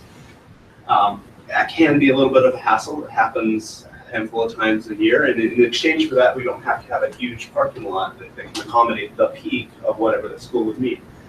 Dixon Middle School is just a block around that side, and a handful of times each year, they have something. I think it was a Utah County Republican Party convention, caucus thing. Yeah, it wasn't the caucus. It was actually like It was just this year. The Kidney caucus meeting. was. Caucuses were huge, but I believe there was like a committee meeting or something of all the precinct chairs came in, and our streets were lined. But again, the trade-off is Dixon has a very small parking lot, and that's sufficient for their day-to-day needs and their extras. So North Park is another block over, and there's the 24th of July. They have the big Pioneer Festival, and there's not enough parking there, and it spills out into all of these streets. But that, to me, that's a great community use because we don't have all of these different parking lots big enough to hit their max capacity or their max demand. Living here, when we have a big Christmas caroling event or my birthday parties, I just open invitation. Whoever wants to come and play kickball, or just any times that I invite family, friends over, I never worry about is there going to be parking for the people that I'm inviting over because it's open enough that there's almost always parking. And in case that I happen to be doing that when someone else is having to get together, it's okay. We might have to park a little bit further away, but it's all very usable, very convenient, and it works great. It's not like Joaquin. Yesterday, going to the next one. I headed over into Joaquin knowing, well, if I want pictures of kind of the wall-to-wall parking, now the benefits of that on-street parking, the things that I just talked about, are lost when we get to this kind of demand. Someone who lives here probably can't say to their family, hey, let's get together, come over and come over to my house. And not have to worry about parking because parking is in such a demand. all of those things that convenience has been lost, that amenity has been lost because it's now so difficult to find a parking spot, and people, things can get so bad that people don't even want to go and drive because they'll lose their parking space. And so it's kind of like this cruel irony, which only exacerbates the parking problems, because once people get a spot, they don't want to give it up. If you go to the next, another picture, kind of that bumper to bumper. Next one. So here's an option. You can say, well, okay, no parking anytime, and that clears off the cars, but you still don't have that quality of life amenity that I think can come from on-street parking at the right demand. And so you can kind of see, well, don't go to that one, but you can kind of see that it can break down kind of on either end of the spectrum, and how we deal with this is difficult. And in some ways, that quality of life goal of on-street parking, it's a little different than in a business district, but in a lot of ways, there's a lot of parallels to that either not allowing it or not regulating it and having too much demand for what's available detracts from what can occur when you have this amenity. I think your key point is when you've got demand, you need to have demand issues. Right. So I went to Railvolution, a whole lot of different topics. It was the last day I went to, I had an open spot, looked at the options, and there was one on parking. So I'll go to that. It wasn't really what I was going for, but I sat through this presentation, great presenter, talking about, I think it was mostly focused on transit-oriented developments and what's the correct parking ratios. We touched on this a little bit, and they were touting how they were able to get away from these large parking minimums, and how they're now building things with no parking, and it's great. And I'm like, okay, this sounds good and everything, and I'm a believer in a lot of these principles, but I have to tell you, I went up and talked to him afterwards. So I have to tell you, where I'm at, our experiences have been very poor when we have reduced parking ratios. And I explained, I think it's a bit of a chicken and an egg until we have the infrastructure in. It's going to be hard to have less parking, but if there's never a demand for transit and things because of parking restrictions, then we're never going to get to the point where there's a need for that infrastructure. So it's kind of chicken and an egg. And a little bit like the BRT experience in, I don't remember which city it was, in Fort Collins, where so some of these decisions are made even before the line opens up. And I explained to him the startup crossing experience, and said, our public officials are saying, hey, just trust us on this. We do it, and we're getting burned. And I really feel like, if we keep pushing this, we're just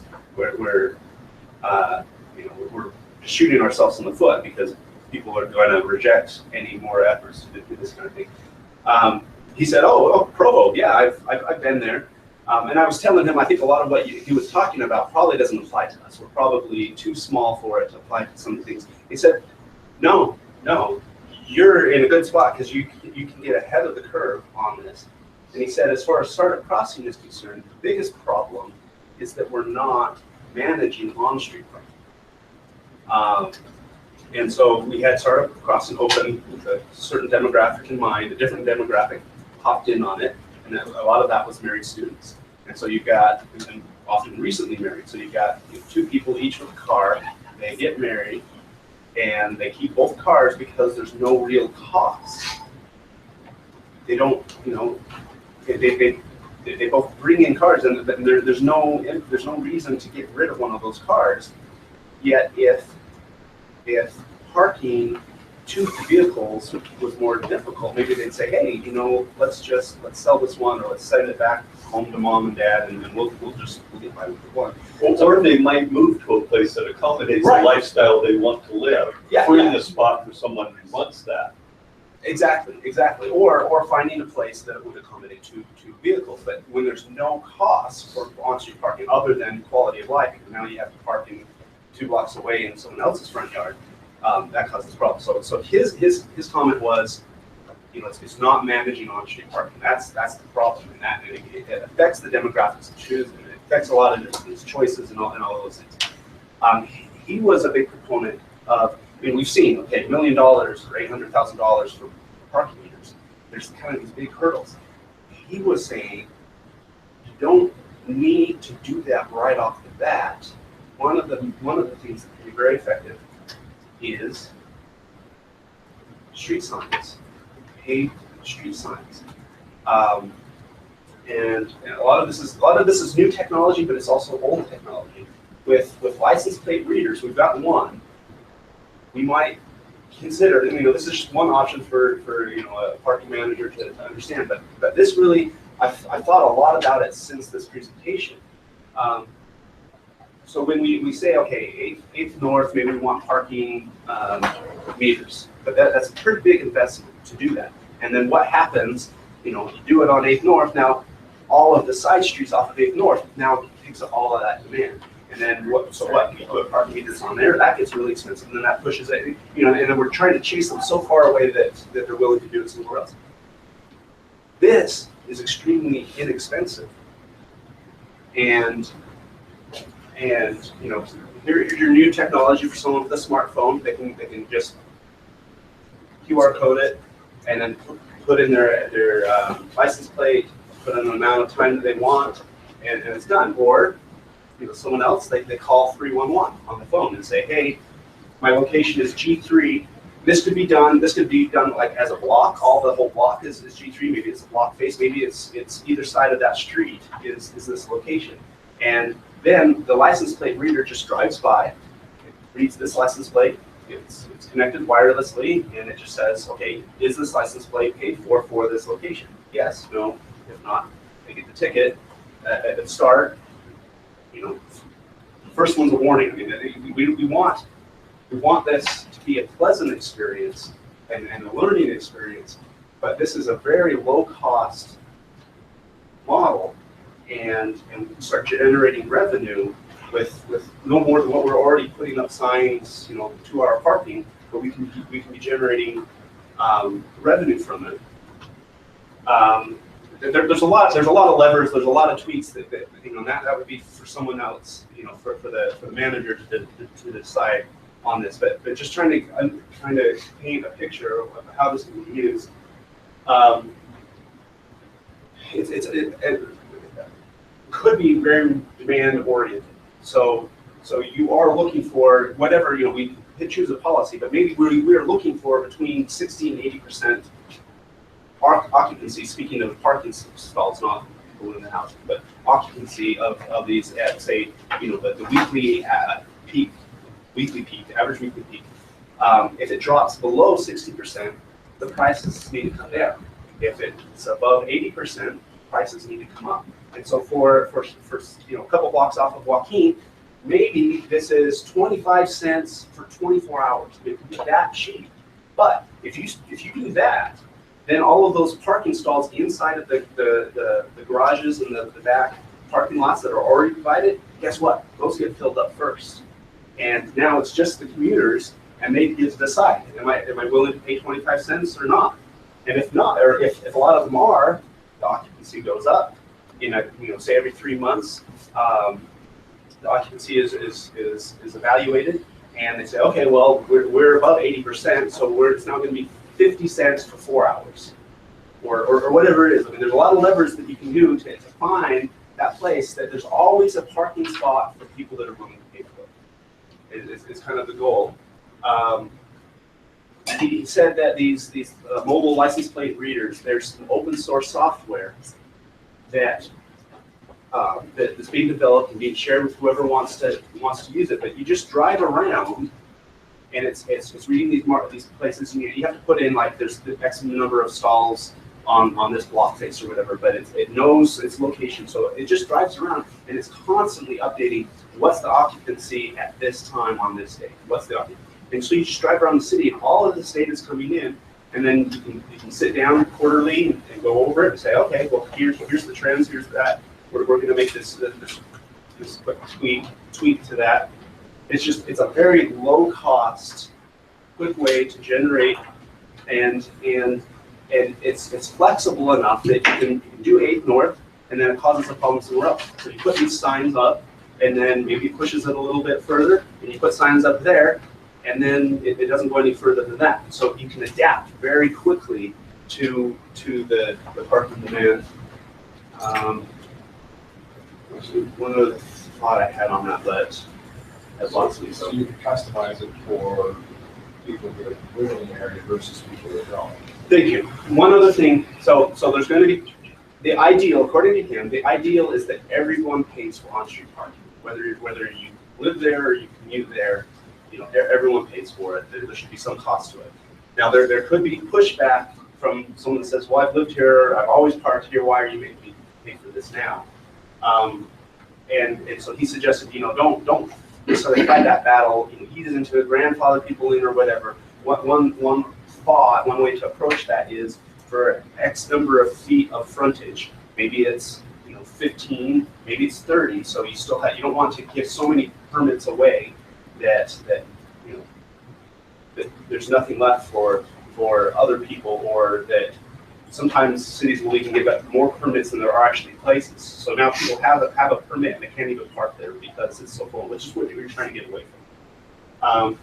So maybe for every 30 feet of frontage that you own, whether you're a multifamily unit or a single family unit or whatever, you have the option of buying maybe $30 a year or whatever. I mean, again, these are all levers that you can tweak depending on demand. But for $30 a year, you have a spot on that website, and you can put any license plate number that you want in there, and then as long as whatever you put in there is what's on the street, it's not going to get ticketed or whatever. And you buy a new car, you switch out the license plate. You're going to now start parking this car on your driveway, and you want Aunt Joe, who's staying with you for a week, to be able to park out on the street. You should put her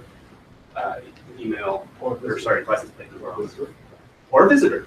You're having a birthday party. You've got 7 people going over. You can go online beforehand, and you can purchase the spots. And then as people show up, you just type in their license plate number, or have them tell you ahead of time, and then your visitors don't even have to pay. You pay the 25 cents for each of them. But the point is, and if we're creating a new division, my suggestion, just popping in my head, is parking when and where you want. And that's the point, that it's a service. We're allowing people to, if you want to go downtown and you want to pay for parking, parking's going to be there for you. If you live in Joaquin and maybe you commute and you want that parking spot there, it's nice. If someone, say, commutes by bike to campus most of the time, and then one time they're running late, it's nice to be able to hop in the car and just park close. And they have that option if they're willing to pay the demand for that. And there's always going to be spaces there.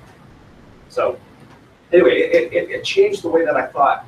And just this lowly parking sign can be, when we don't have to say, well, are we willing to pay $100,000 or $800,000, for Joaquin? We can address this, I think, for a much smaller capital investment. There's going to be places where a parking meter makes the most sense, but those are going to be the highest impact things. For all of those side streets and the things that get the ramifications of those parking meters, something like this might work well in the tree streets, this might work anywhere. And that's the thing, is we could drive around and document, oh, well, here's a pocket that we didn't expect, maybe by 7 Peaks, or by 7 Peaks, or anywhere that there's a parking problem. This can be our first step for just such a small capital investment, and it should pay for itself. And we need to get more mobile license plate readers to do this, but this should more than cover that expense. You know who the speaker was at Railvolution? I'll see if I can find that. Jeffrey Tomlin? It may have been. Anyway, it got me excited about. I love real-time, quick adjustment, data-driven type solutions. So this got me excited. Dave, in your presentation, what rings true to our experience, I think if you would have asked us community development, that started crossing. Not too surprised about what happened. Because with how we've managed our streets, or the lack of management, we have what we have in the city. And if we want to try and do something new or different, if we don't manage the street, we'll continue to have the same thing. And so without street management, that's the essential part. We're having, what's it, Liberty Square Apartments, Liberty Center coming online. When they come online, they have parking, and they probably have enough parking. But my guess is, when they come online, there's going to be a lot of people risking tickets on Center Street and parking and things like that. So without good management of the street, a crisis is going to come. Wherever we have more housing come in, to have higher density housing in locations, either a TOD or a downtown or in areas that make sense, we have to start managing the street. Because if nothing else, there's going to be, for some people, considered more convenient to park on Center Street or Third West and run in than park underneath, right? Yeah. On their guests. Which is what they're experiencing in Joaquin.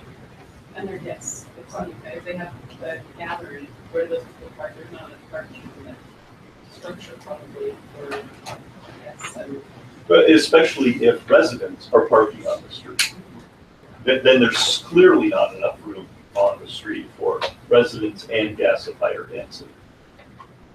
And these things could go in faster than you could get a quote for new parking meters. And this can also give you an idea of how successful a parking meter, what kind of revenues you can expect from a parking meter. This is just a very flexible tool. There is a system behind this that you have to keep in mind. Well, there's a software system you have to purchase in order for something to work. It's not just a sign. It's true. I was gonna ask the mayor too, what are your thoughts on administrative? I think that we shouldn't do it being blind to that. If we start small and measure the impact, talk about understanding the impact of what we spend, I'm sure it's the game for new projects. We just need to be aware at some point if this grows, it will add staff. We tried this 7 years ago. We tried to put certain parking programs, certain areas, and we didn't ever get it implemented because of feedback, the kickback. What did we learn from that? Did we learn things from that? Is it technology changed enough now that we can implement something? I don't think it was a technology issue. My memory of it was people didn't like change.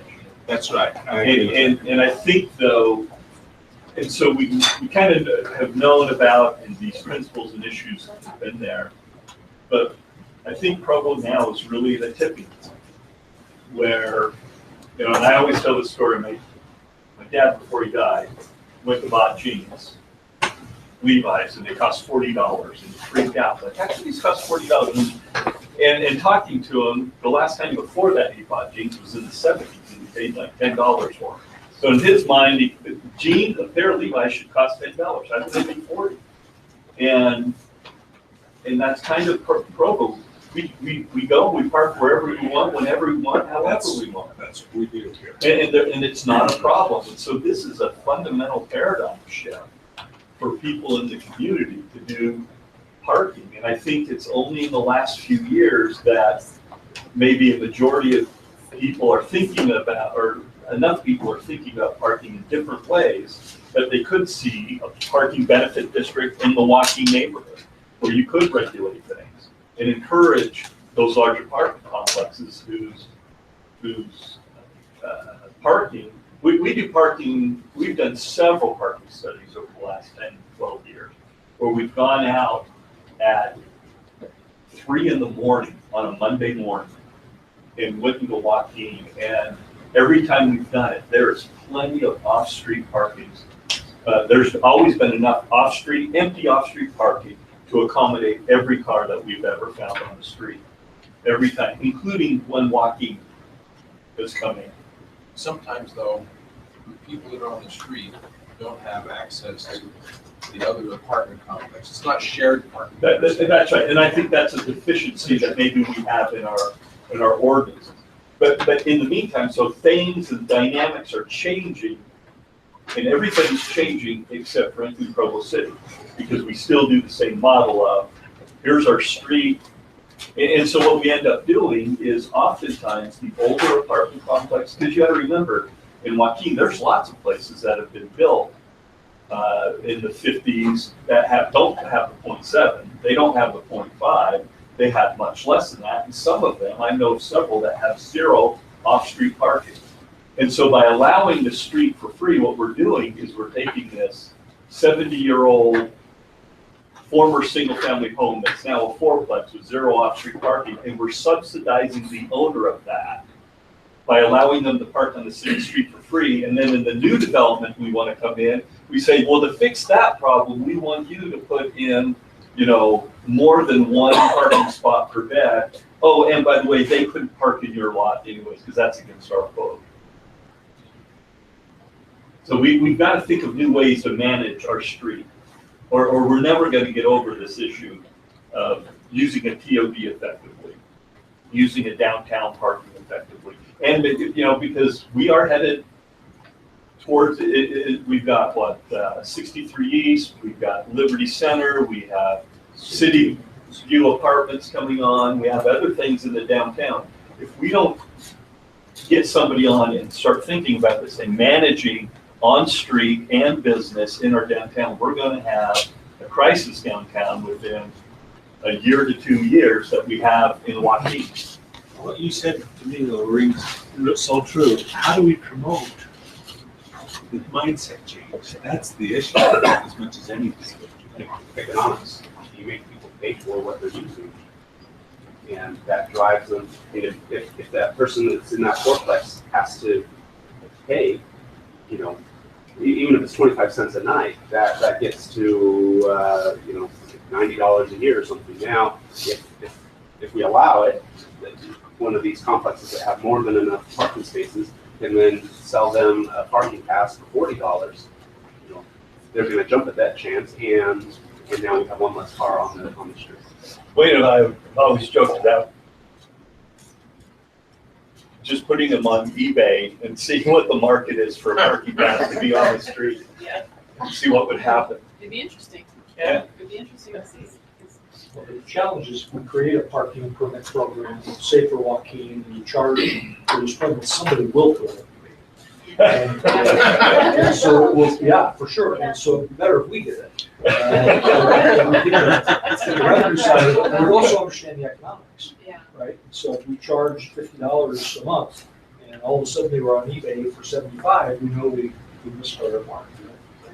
Or we could just ask the Tree Street neighbors how much people are offering for that, because they're That's right. they're offering Park money in the to park in driveway. their driveway, or to shovel their walks, or to whatever they want for the year, and so they can park in their driveway. So years ago, when we were trying to redevelop South of Campus with the SCAM, master plan, we noticed that there were just so many older regional homes. Often they've been over-occupied or chopped into whatever, and they were just using the street. But we didn't really address it from that angle at that time. But And I wasn't really thinking about it in those terms, didn't understand what was going on. you bring up a great point. We're subsidizing these older homes, which is malinvestment in that area. Yeah. We're making them more valuable. Right. Somebody who lives there, we're giving it, so the irony is we're subsidizing older development that we'd like to redevelop, and we're penalizing new good development by coming in. Well, let's take a 5-minute break, and then come back. Yeah, we all need to stretch our legs a little bit, and we'll come back and we'll address all of the Joaquin neighborhood update and some of those issues.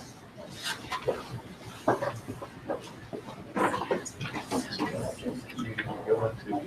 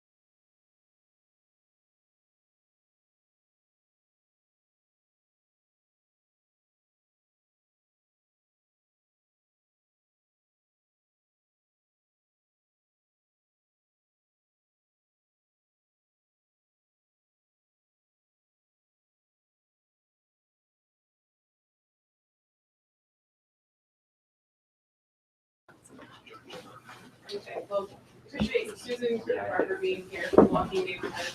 Alex Barking, and Celeste, I know that you've had several people involved in gathering this information, and you did report to us in, council work session, so we're not expecting a repeat of that at all. We just want to talk about, just sort of, updates, any updates. I know there's some things we wanted to share with the council, and then have a more full discussion when we're able to have a work session. So. Okay, so of the things you've discussed, the parking thing, the parking person was definitely one of the things top on our list. And then I wanted to address then and now, compared to when SCAMP happened. There are several variables that have changed. One, parking was not just parking. It had to do with houses getting knocked down, bigger apartments taking over, losing our children to go to the schools. Like parking was like this point where all these things kind of connected because it showed how many people there were that were causing all these new changes.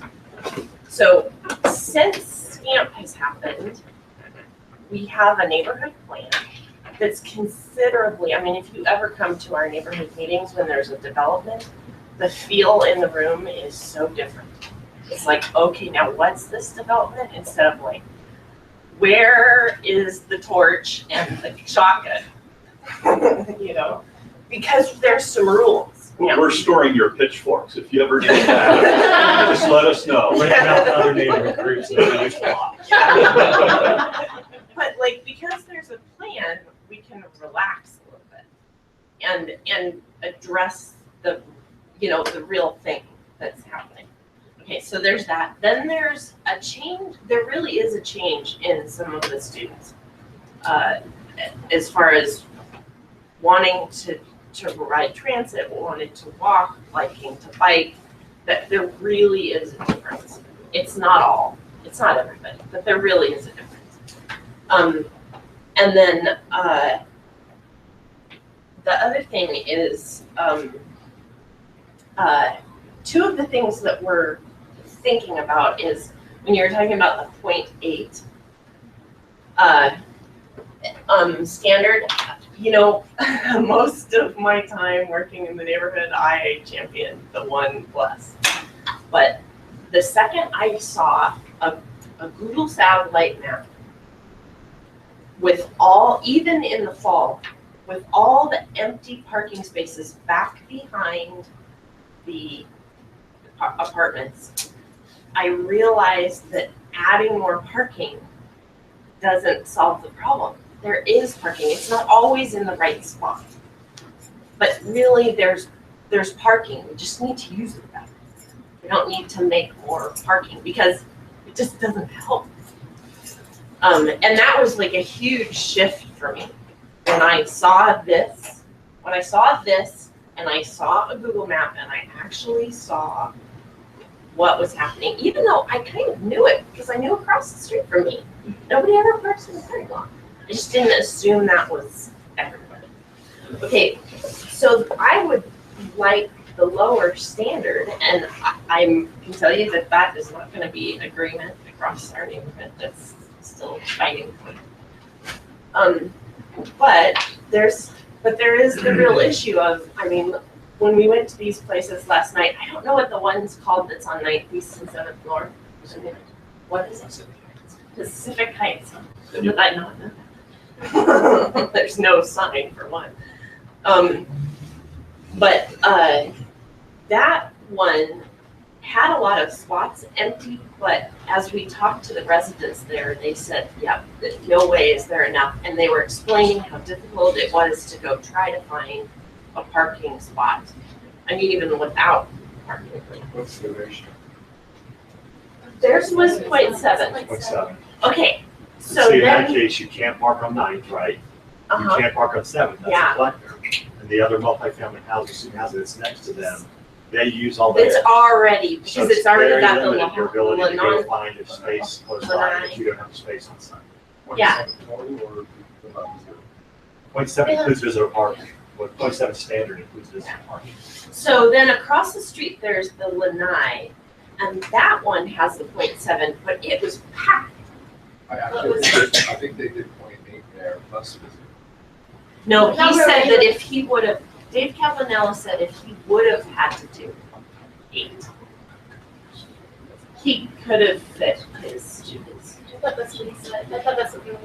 I thought you started out at, they wanted 1 for 1, you argued down to 0.8 or something. Well, let's check. Yes. There's another difference. His parking is cheaper than the other guys. So that's, His was $60 for the year, and theirs was $30 a month to pay when we spoke with them. And their parking lot was at least 2/3 full, if you think about it, when we visited. the Pacific Heights, Yeah. but then the Lanai had just like, It was like 85, 90%. yeah, at 10. Yeah. So, it was full. So those things are just, information. I know, I am, the BRT, I think, will change some dynamics in Joaquin. However, if there is not a person, so that BYU and UTA can work together, because our neighborhood not only houses, I'd say 50% of the students in our neighborhood go to UVU, including myself. I used to walk out the door and get on the bus stop by me to go to UVU. Now I have to walk 7 blocks since the link can't, which I can't do because I have little kids. I have 20 minutes. They get home. I give them jobs. I start them on homework and I head to school. So, and I know I'm not the only one with a time constraint that, adding that extra half an hour round trip, that would take me like 10 minutes each way. It's different. Can I make sure I understood it? So you used to ride the bus? Yeah. And how long did that take? When the bus would come to my house, and so I knew when it was coming, I knew. Yeah, that's part of it, is because it's not always the same as the schedules. I knew that if I jumped on right here, I could get there. It was longer, like 20, it's about a 20-minute. What did you say was the link that changed that? Uh-huh. I'm not sure. I don't know. So the link is the BYU shuttle. So Right. they took all of the UTA routes. If you type in my address, UTA goes blank.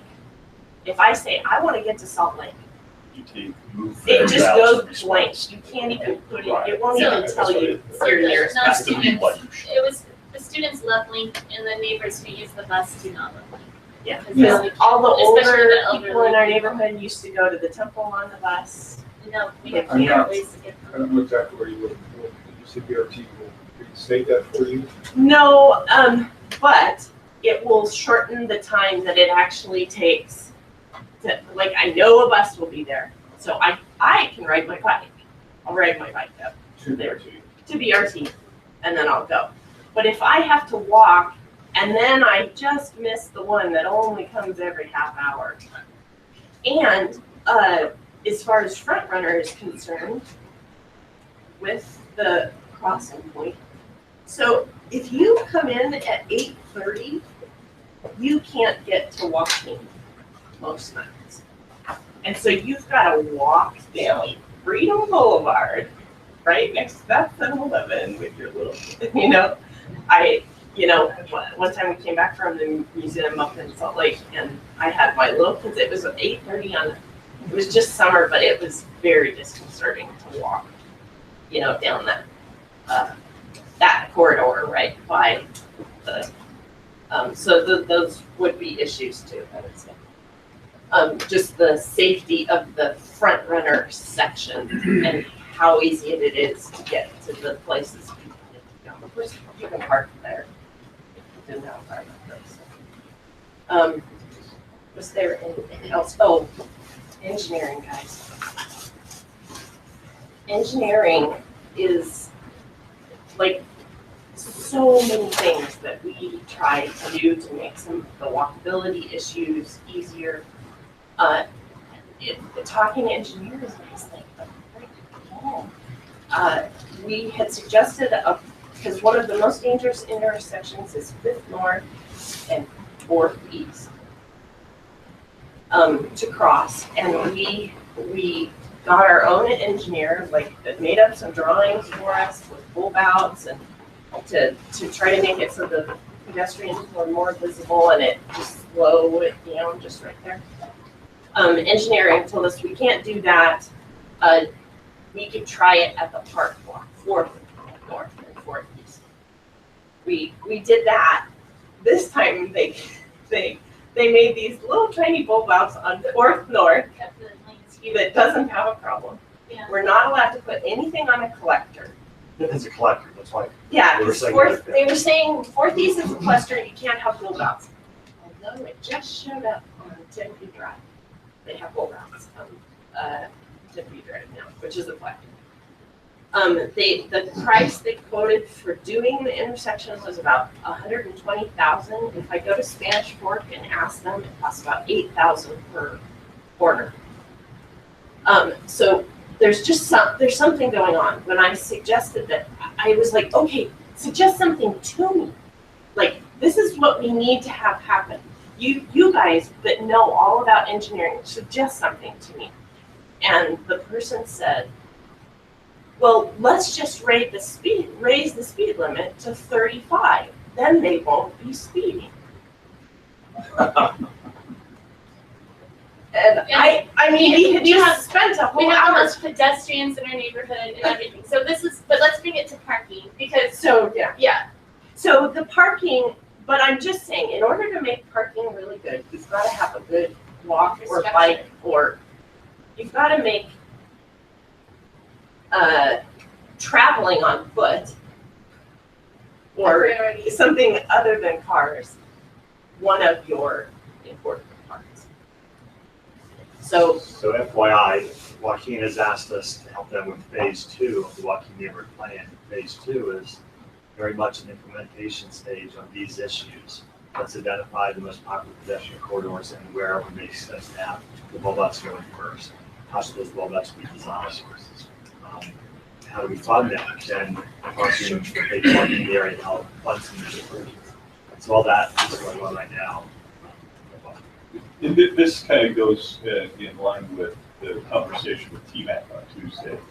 And not just on the west side, but in a lot of our street standards that we have and cross sections that we use are really based on a model that of capacity to get as many vehicles through a certain area as you can at a time. And that's why raise the speed limit, right? That's one of those. raise the speed limit on an Well, the reason you get an answer like that is the policy direction from councils in the past has been on our transportation system, let's move as much traffic through an area as we can. And so that's why the conversation with TMAC about the west side and other areas of the city, maybe it's time to explore different ideas about our model. And is that high level assumption still the same? Which kind of comes back to Joaquin in and of itself. I remember, 10 years or so ago being in a council meeting, we were talking about a project coming in. The council member was very concerned about the parking, and that thought the parking ratio was too low. We ought to have a lot more parking for this, one bed, one part stall for each bed, and even a half a stall per bed for visitors and things like that. And so we talked about that a little bit, and then 2 minutes later they said, and the traffic's terrible in Joaquin. Why can't we do something about the traffic too? And those are really almost mutually exclusive issues. You don't realize. But they are so. But they're connected. And so one of the big policy questions for the council, especially as it comes to Joaquin, is are we trying to provide a parking spot for every student who would possibly want to bring one? Or do we want to design a neighborhood for pedestrians and residents and discourage parking. And so that a student, because I asked people to go through, just assume that somehow I could wave at this magic wand and no student could find a parking spot in Joaquin and couldn't park, and they wouldn't spill over to other neighborhoods. What would happen? BYU move? Would they move to Orem? Would they shut down? Would they lose students? Would they lose students? Or if those were the rules, would they still maintain their students? People would just come in knowing, oh, I can't bring a car here. I need to bring my bike. If driving's so important to me, maybe I'll go to the U. And if that happened, would we care? As a community. Yeah, we would care if they're going to be. Catch the Okay. ball. Absolutely would care. I didn't have a car until I was 25. Bad analogy, sorry. I did fine. So I can just imagine, was that discussion about like Joaquin Village with one parking stall plus maybe a half? It could have been, I can't remember the specific. Lucky Village we went through and it was more empty than the other ones. No, we're talking the original discussion. yeah. of- I I would suggest to you also that there was this other element that was driving that discussion of, we have to stop all this development. Yes. So it got too pricey with those. I really because of the say parking that at least 30 to 40% of that discussion was actually about stop the piecemeal development. But and a lot of my memory of that time was, you remember Fleur de Lis? Do you remember Oh, that yeah, when Fleur de Lis yeah. came in? That and Knock down those three. yeah, and you Yeah, knocked down terrible. those 3 homes that could have been on the Three historic really register, pretty. Yes. and families could have lived in them. And a lot of that was going on because the entire, or almost the entire Joaquin neighborhood was like an R4 zone or something like that. And so we weren't strategic in where we wanted density and how we wanted density. And I'd suggest that that's changed. And that's my impression. I really have to compliment the Joaquin neighborhood. They've really dug in, thought about these issues, and when they've come in, they've talked to us about solutions. And not long ago, they came in and talked about some concerns about parking and enforcement there. And we sat down and talked about it. And then in response, the city, we went out and we put in new signs, we did different things. And, we've tried to be pretty responsive. And I think it's been a good relationship with each other. And hopefully this will continue with these big issues on parking. Not just to make comments, did you comment on that, on the change or what has occurred since that? But let's. Yeah, so there's this interplay between density and parking. If you up the density of the parking requirements, it usually reduces the density because parking is expensive, it takes up space, so it's a trade-off. And, if someone was really trying to limit unreasonably the development, they would ask for an unreasonably high amount. 1.5. Unrealistic. I mean, you do want it to be the right amount.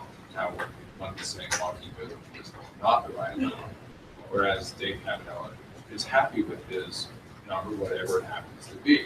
I think it also has to do with what we've been talking about all along, is on-street parking not being managed.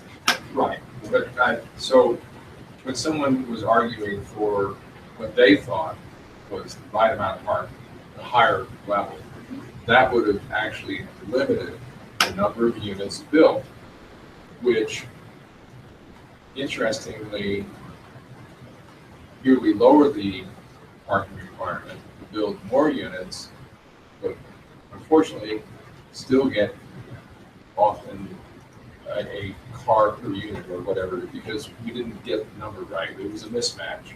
And so we created a parking problem. If you overpark, you create a different problem. But we historically, in the Joaquin neighborhood, for various reasons, like turning family housing, family condos, different things to a family with only 2 parking spaces per unit. And then they turn into student housing and they have 3 or 4 in there, and again, you just have problems. And that's a related issue. I think what the key was is is that even a step back from that, the policy question of what type of neighborhood do we want to encourage? Do we want to have a spot for any student who comes to temporarily to Provo to bring a car, and to be able to park it in that neighborhood? And, you know, this, in the same meeting 10 years ago, we were talking about the, you know, you need to have more. One of them was, well, of course they need to have cars, because how are they gonna date if they don't have cars and they need, you know, and so, you know, is Provo City in the business of providing or making sure there's a parking spot for every student who may want to bring a car? Or do we want to insert policies that make it extremely difficult for a temporary student to bring a car, and easy for residents to have cars and use cars? That becomes a parking permit or something. And that becomes managing the public right of way. Yeah. Yes. And that's always been the problem, is these things come in and we do these different policies on off-street. The 800-pound gorilla that we've never gotten our arms around is the on-street, and Provo City completely controls the on-street.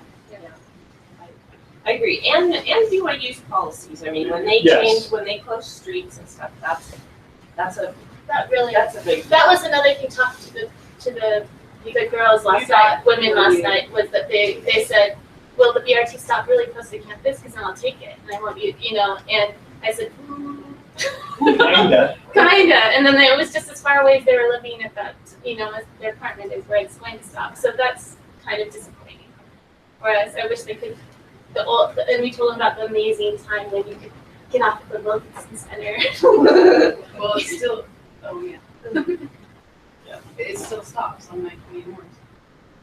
Next to, I mean, it's closer now than it was even originally on 920. Yeah, Yeah. near J-Dog, that. Yeah, that's it's But better it used to than, stop at the Wilkinson Center. Right, Yeah. you still right, Yeah, but, old used but to- now But you're it's- just, I much mean, faster. it's not even a half block walk. yeah, it's much better than it was in Yeah, the it's much first better, yes, BRTs. yes, really good. Right, I mean, it's much closer. Oh, no, not as good as the very first, like, BRT plan that went through campus, but it's better than Yes, the one right yes, after yes. that. Or we can look at Gary's question from the opposite point of view. That is, do we want Waukegan to be walkable? Yes. Based on its proximity to campus and to downtown, it makes sense to me that we make it a walkable community. If we make it walkable, we'll get more families like this moving in, I think.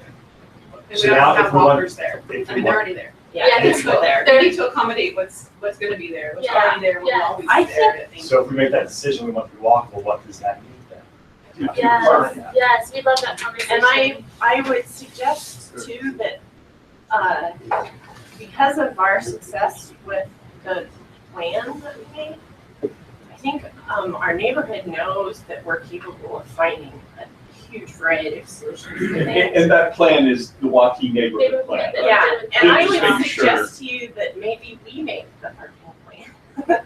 And then the city does whatever they have to do to make it work for the city, and I want to work with the parking city Yeah, expert. like, we to do want that. the parking expert, Like, but have a I would parking steering suggest committee that for rather Waukegan. than like, you know, just delivering a plan, like, we either work together the way we did the neighborhood plan. You mean you don't want us to just tell you what's good for you? Nope. That hasn't worked for the last We have 20 these years. ideas, and one little thing that we just thought of today was lighting. Who's gonna go to the BRT in the night when it's dark and I'll have the light? I took a picture at Halloween on a major intersection that was totally dark, that we were on 200 North, you know, so we need to work. Like, if we can start getting money, if through a parking permit and other things, we can improve the lighting, we can have bike share, we could have complete streets with curb inspections, we could start really implementing, have bike lanes, sharrows, you know, in the right places and make this amazing, really vibrant community, and hopefully also include the marginalized people in it, who we love Yeah, living in. because it's a lot cheaper. We do have, I know in a couple of the cases, the older people that can't take the UTA anymore purposely moved to our neighborhood because they could not. Because financially, they could still get around without having to have a huge cost of a car. And that's gotta be more than just the older people. So when you came, you reported to council, and then in between that time and now, there was a Facebook flurry of comments about, look what's going on. I think it was when school kind of started up again. And Wayne went out, and enforcement came out, Yes. and the signs went up, and some things happened. Can you explain if there was, what the, We love the signs, we'd love more signs. You can tell Definitely. that People do follow the cars us park right up to the sign now. instead of up past the sidewalk or. That definitely Right. helps. Enforcement is Right. mixed. Yeah. A mixed bag, like, especially the people along 60s. Like, driveways, blocks, Driveways driveways, are blocks. blocked. And then- If that one thing got taken care of, we have the level of upsetness would Yeah. drop. And I think that's been the good relationship we've had, is they felt comfortable enough to come in and talk about the problems, we've talked about solutions. We go, we implement some things, and then we get feedback of, Yes. this is working, this isn't quite working, or, oh, now there's this unanticipated consequence over here. So I think it's been a good relationship, and that type of feedback. We probably ought to get together again and maybe get a little more fine grained on some of these We areas. had a lot of repeat offenders in our study, but in just walking those streets, they're new offenders. I don't know if that's good overall, but they're new offenders. That's the thing. Thank you, Juliet, thank you, appreciate being here. And so the final item on our agenda is discussion of lines about parking. Sure. So,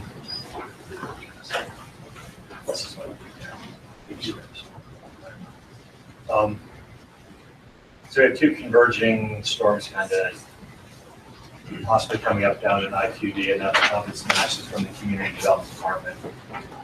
One is that we know we've been taking some heat for started crossing and not enough parking there. We've been talking about those issues since then. So the planning department has actually introduced legislation to the planning commission to discuss the parking standards for the ITOD downtown and for the Joaquin neighborhood.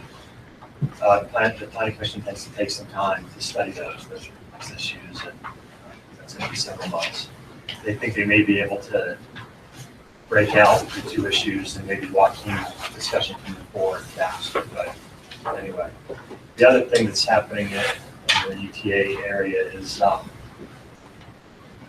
right now with no minimum unit size in the TOD zone, we've kind of left ourselves open to have a housing type that we haven't seen yet in Provo, but we're fearing based on what's been happening around that we may start to see. And that is units that are so small to use for what's called single room occupancy, SROs. And those are generally 100 to 200 square foot units. And with no minimum in the TOD zone, we kind of left ourselves open to that. So those two pieces of legislation are moving forward. The map you have in front of you just came to me yesterday. This is the study area for UTA's neighborhood plan. They want to go through to plan their site. They've been in contact with 4 neighborhood chairs because they're on the border of 4 neighborhoods. And they want to start a planning process within a half mile of their site. They're going to take about a year on that study. So I think that buys us some time to study this parking issue in relation to the UTA site. I'm just now working with them to outline what that public process is, that neighborhood process should be to come up with their plan. Eventually, they would like to propose an addendum to the downtown plan that this would include. I encourage them to go ahead and plan down to the mall site. The mall is the south boundary. Your west boundary is 500 west. Your east boundary is 300 east. Your north boundary is 200 south. So that would be their study area there.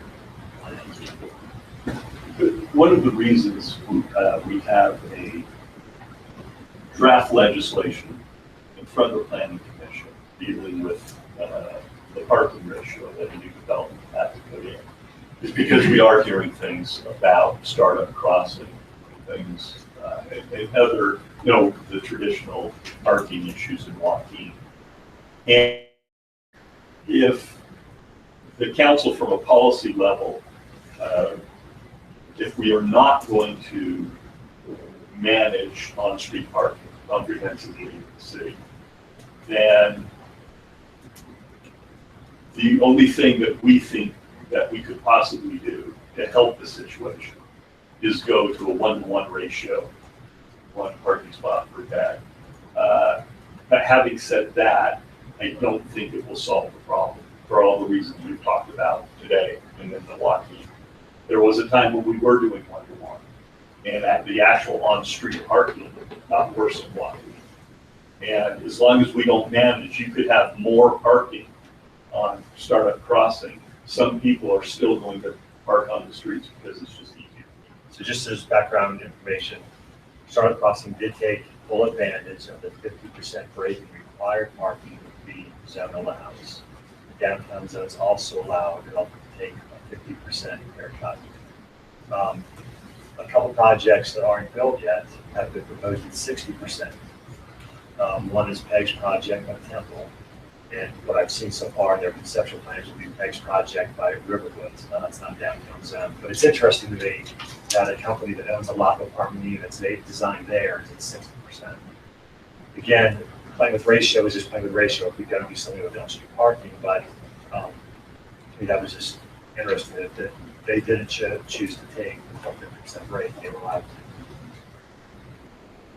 I think we do need to address both, even if you get the ratio correct, and which I believe there is a correct ratio. Still have on-street parking problems regardless of ratio. I understand that. So when you say you have draft legislation, does that mean you have pending legislation? Yes. It's pending for the planning commission. So what we this, well, because we have to take a starting point, we propose just striking the 50% rate, the ability to do that. We don't think that's where we'll land. I think that's going to have this discussion. But we had to propose something. The planning commission was very concerned about the impact, the negative impact this could have on downtown redevelopment. And so, they want economic development and redevelopment involved in this whole discussion, as we could be growing a big bucket of ice water development downtown. We are under the aggressive just because of the cost of the parking. Because it is pending, what effect does that have on the project? So the project that comes in now, we tell them that this is pending and we don't know where it's going to land. You'll be subject to where it lands. If you want to move forward, you'd be wise to propose something more than 50%. But what that is, that's up to you. What you want to propose is up to you. But city council can certainly say, we're just going to have that. So if they came ratio. in, I own property in the downtown, I come in and I hear that, and I say, okay, I'll just build at the full standard that you have, then we can give them approval and they can move forward. But people who come in the downtown area don't want to do that. That's too much parking, and it doesn't make the project work. We don't have a standard for minimum size of parking. We don't. Well, we do, don't we? Yeah. We do in the student housing. The student housing. We're talking about batching singles, we do have a minimum unit size. Downtown. Downtown we don't. We had an 800 square foot average and that was taken out to 60 degrees. And specific amendment request by that developer, so it was removed.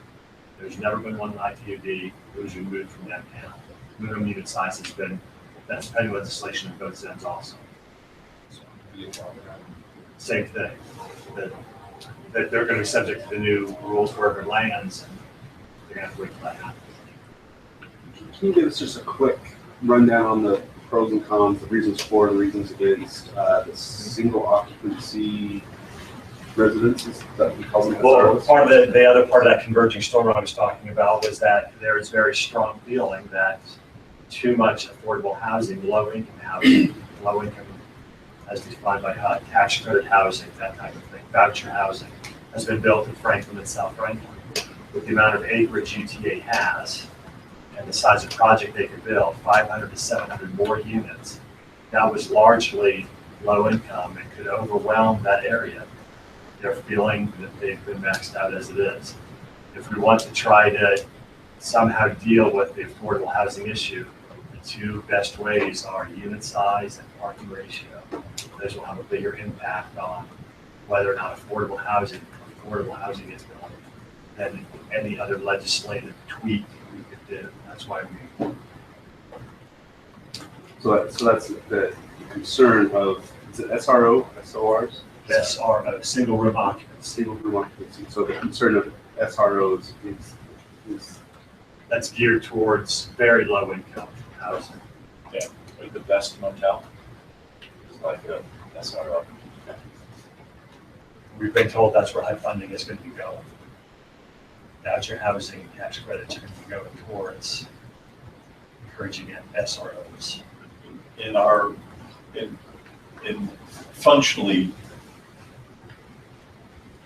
room size or unit size and the amount of parking you have to have, the higher those are, it just prices it out, and it has to be a market rate. So it deals with, the affordable housing issues the city's dealing with, deals with parking. Ironically, in Boulder, the price of housing has gotten so high that everybody is being forced to move out to long lawns and bedroom communities.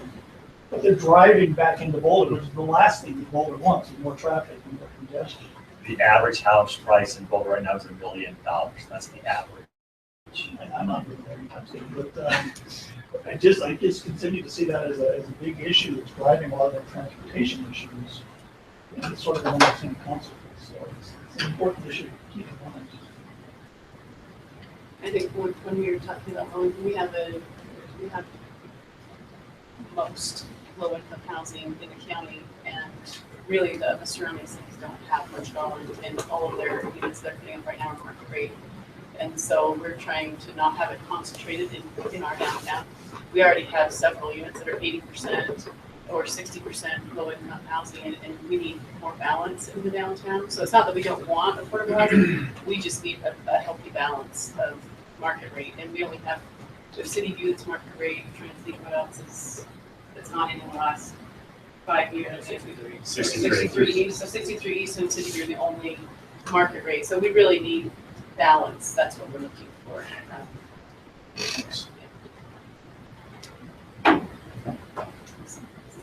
And plus the influence of boulders, which hopefully is getting better from that one.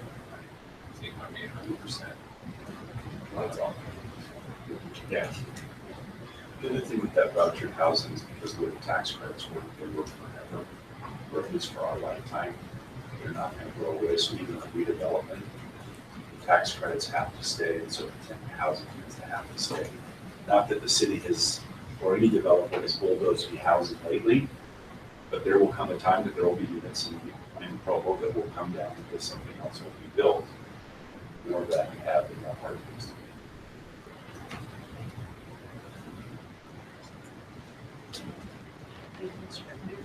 Questions? Well, appreciate Mayor, thank you for attending and having all of your department heads here and staff. It's been an excellent discussion. Thank you, Mr. Burns, for flying out, and appreciate the great work that's gone into this study. This is critical. We feel it's a critical need for our city, even though maybe we look like we're ahead of the game. We really do feel like this is going to be huge help for some of the issues that we're facing. But one thing that we'd like to do, and we anticipated as we started with Dennis, and we're grateful to him and all his expertise and help on this, is we still have a draft document. We would anticipate, would like to see that draft become adopted by the council as policy. And so I think what we're looking for is now comments back from council members or staff to help us come in and shape that, make sure we're in the right direction, that we're together in how we should go about doing this, and would hopefully be able to, I know we have the holidays coming up, but shortly in the new year, be able to bring this document to the council in a meeting and by resolution adopt it as kind of our strategic parking management and strategy plan of how we're going to deal with these things. And a part of that is what we've talked with the mayor and Wayne about, getting somebody on board and really concentrating on that. So, Do you want us to make this a very specific effort then to have council comment like they do on some other things? yes, and that would be very helpful to make sure that we're understanding and can incorporate in to this concerns, ideas, or new direction that the council would like to go if we're not hitting. We have the document, it is a large document, and then you have all the appendices. And the appendices really are more, if you're thinking about something like this, here's a little more in-depth look. But the policies really are in that document. It's an excellent document. And it's really thoughtful and brings really the best practices that Dennis has seen over a 200-year career now. Is that what you said? It feels like that. 30-year career and going to communities all over the country, California to the East Coast. We're gonna do this as a council. I like the way we've done the 25th division, just take a section at a time. Maybe we can devote some time in our work sessions to certain sections of this. To me, it's an easier bite. I mean, it's like after page 100, I started to skim, just read headings, because it just gets kind of, and I was trying to prepare for this meeting, kind of got me start on it, but I just don't want to delay it. I don't want to delay when the administration's ready to come forward with a proposal, and I think we could break it down. I don't think the whole document is not necessarily the plan, and so I think we could just break out just the plan with that proposal part, which would be very digestible. We could sit down with Cliff and a council member and go through that to maybe look at some areas that would be more critical than. Yeah, so this. Yeah, well, the implementation, I guess, is what I'm thinking we would want to focus on. Yeah. The whole thing, it's worth reading the whole thing, but. Focus on the implementation for comments? But is that what you call it, the implementation part of it, where there's just this is what you do the first year, is that part of it. Should do something like that. Yeah, we can do something together, get all these council members to comment, and then we can send it to a work session in January and do it, since we just talk about the highlights of what the council members have raised. So Mayor, are you good with that framework as far as coming back to us with a proposal for, or was that your proposal for 40,000 that you need for? So I think I would actually do these as two different tracks. Okay. We're moving forward with the council forward. Okay. We will also move forward on a track.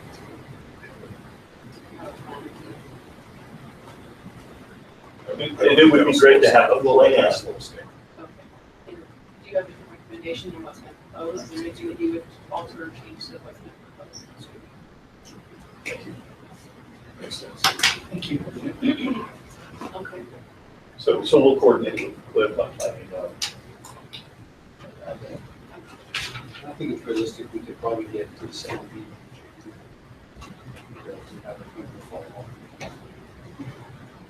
So what other stakeholders are we going to notify and ask for input? This is going to affect downtown businesses, it's going to affect landlords. Of course, my neighborhood chairs, but I hope we get everybody that's going to be affected notified up front, so we don't have to backtrack and try to either mend fences or get the input afterwards. They were all involved on the front end. I mean, they all had input going into this, and they've seen the report published.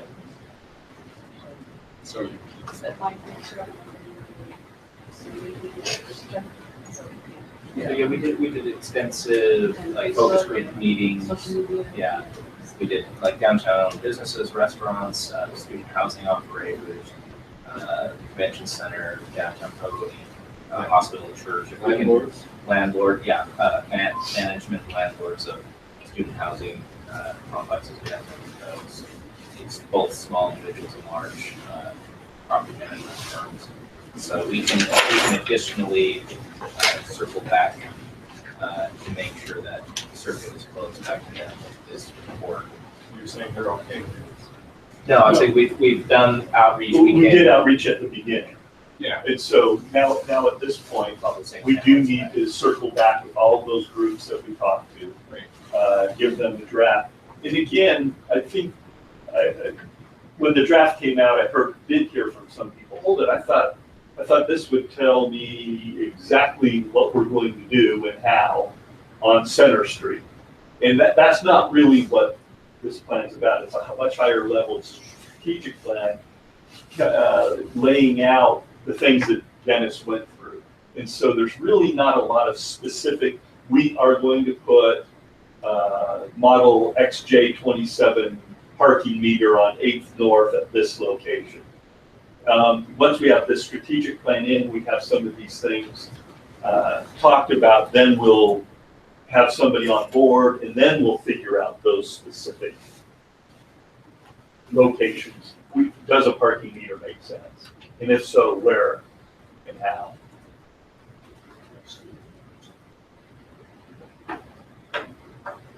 Any other questions or comments? Thank you very much. We have been offered, we appreciate Covey Center, Paul Jordan, making this available to us. And he has offered to take anyone on a tour if we would like to take a tour of this facility. So, show of hands maybe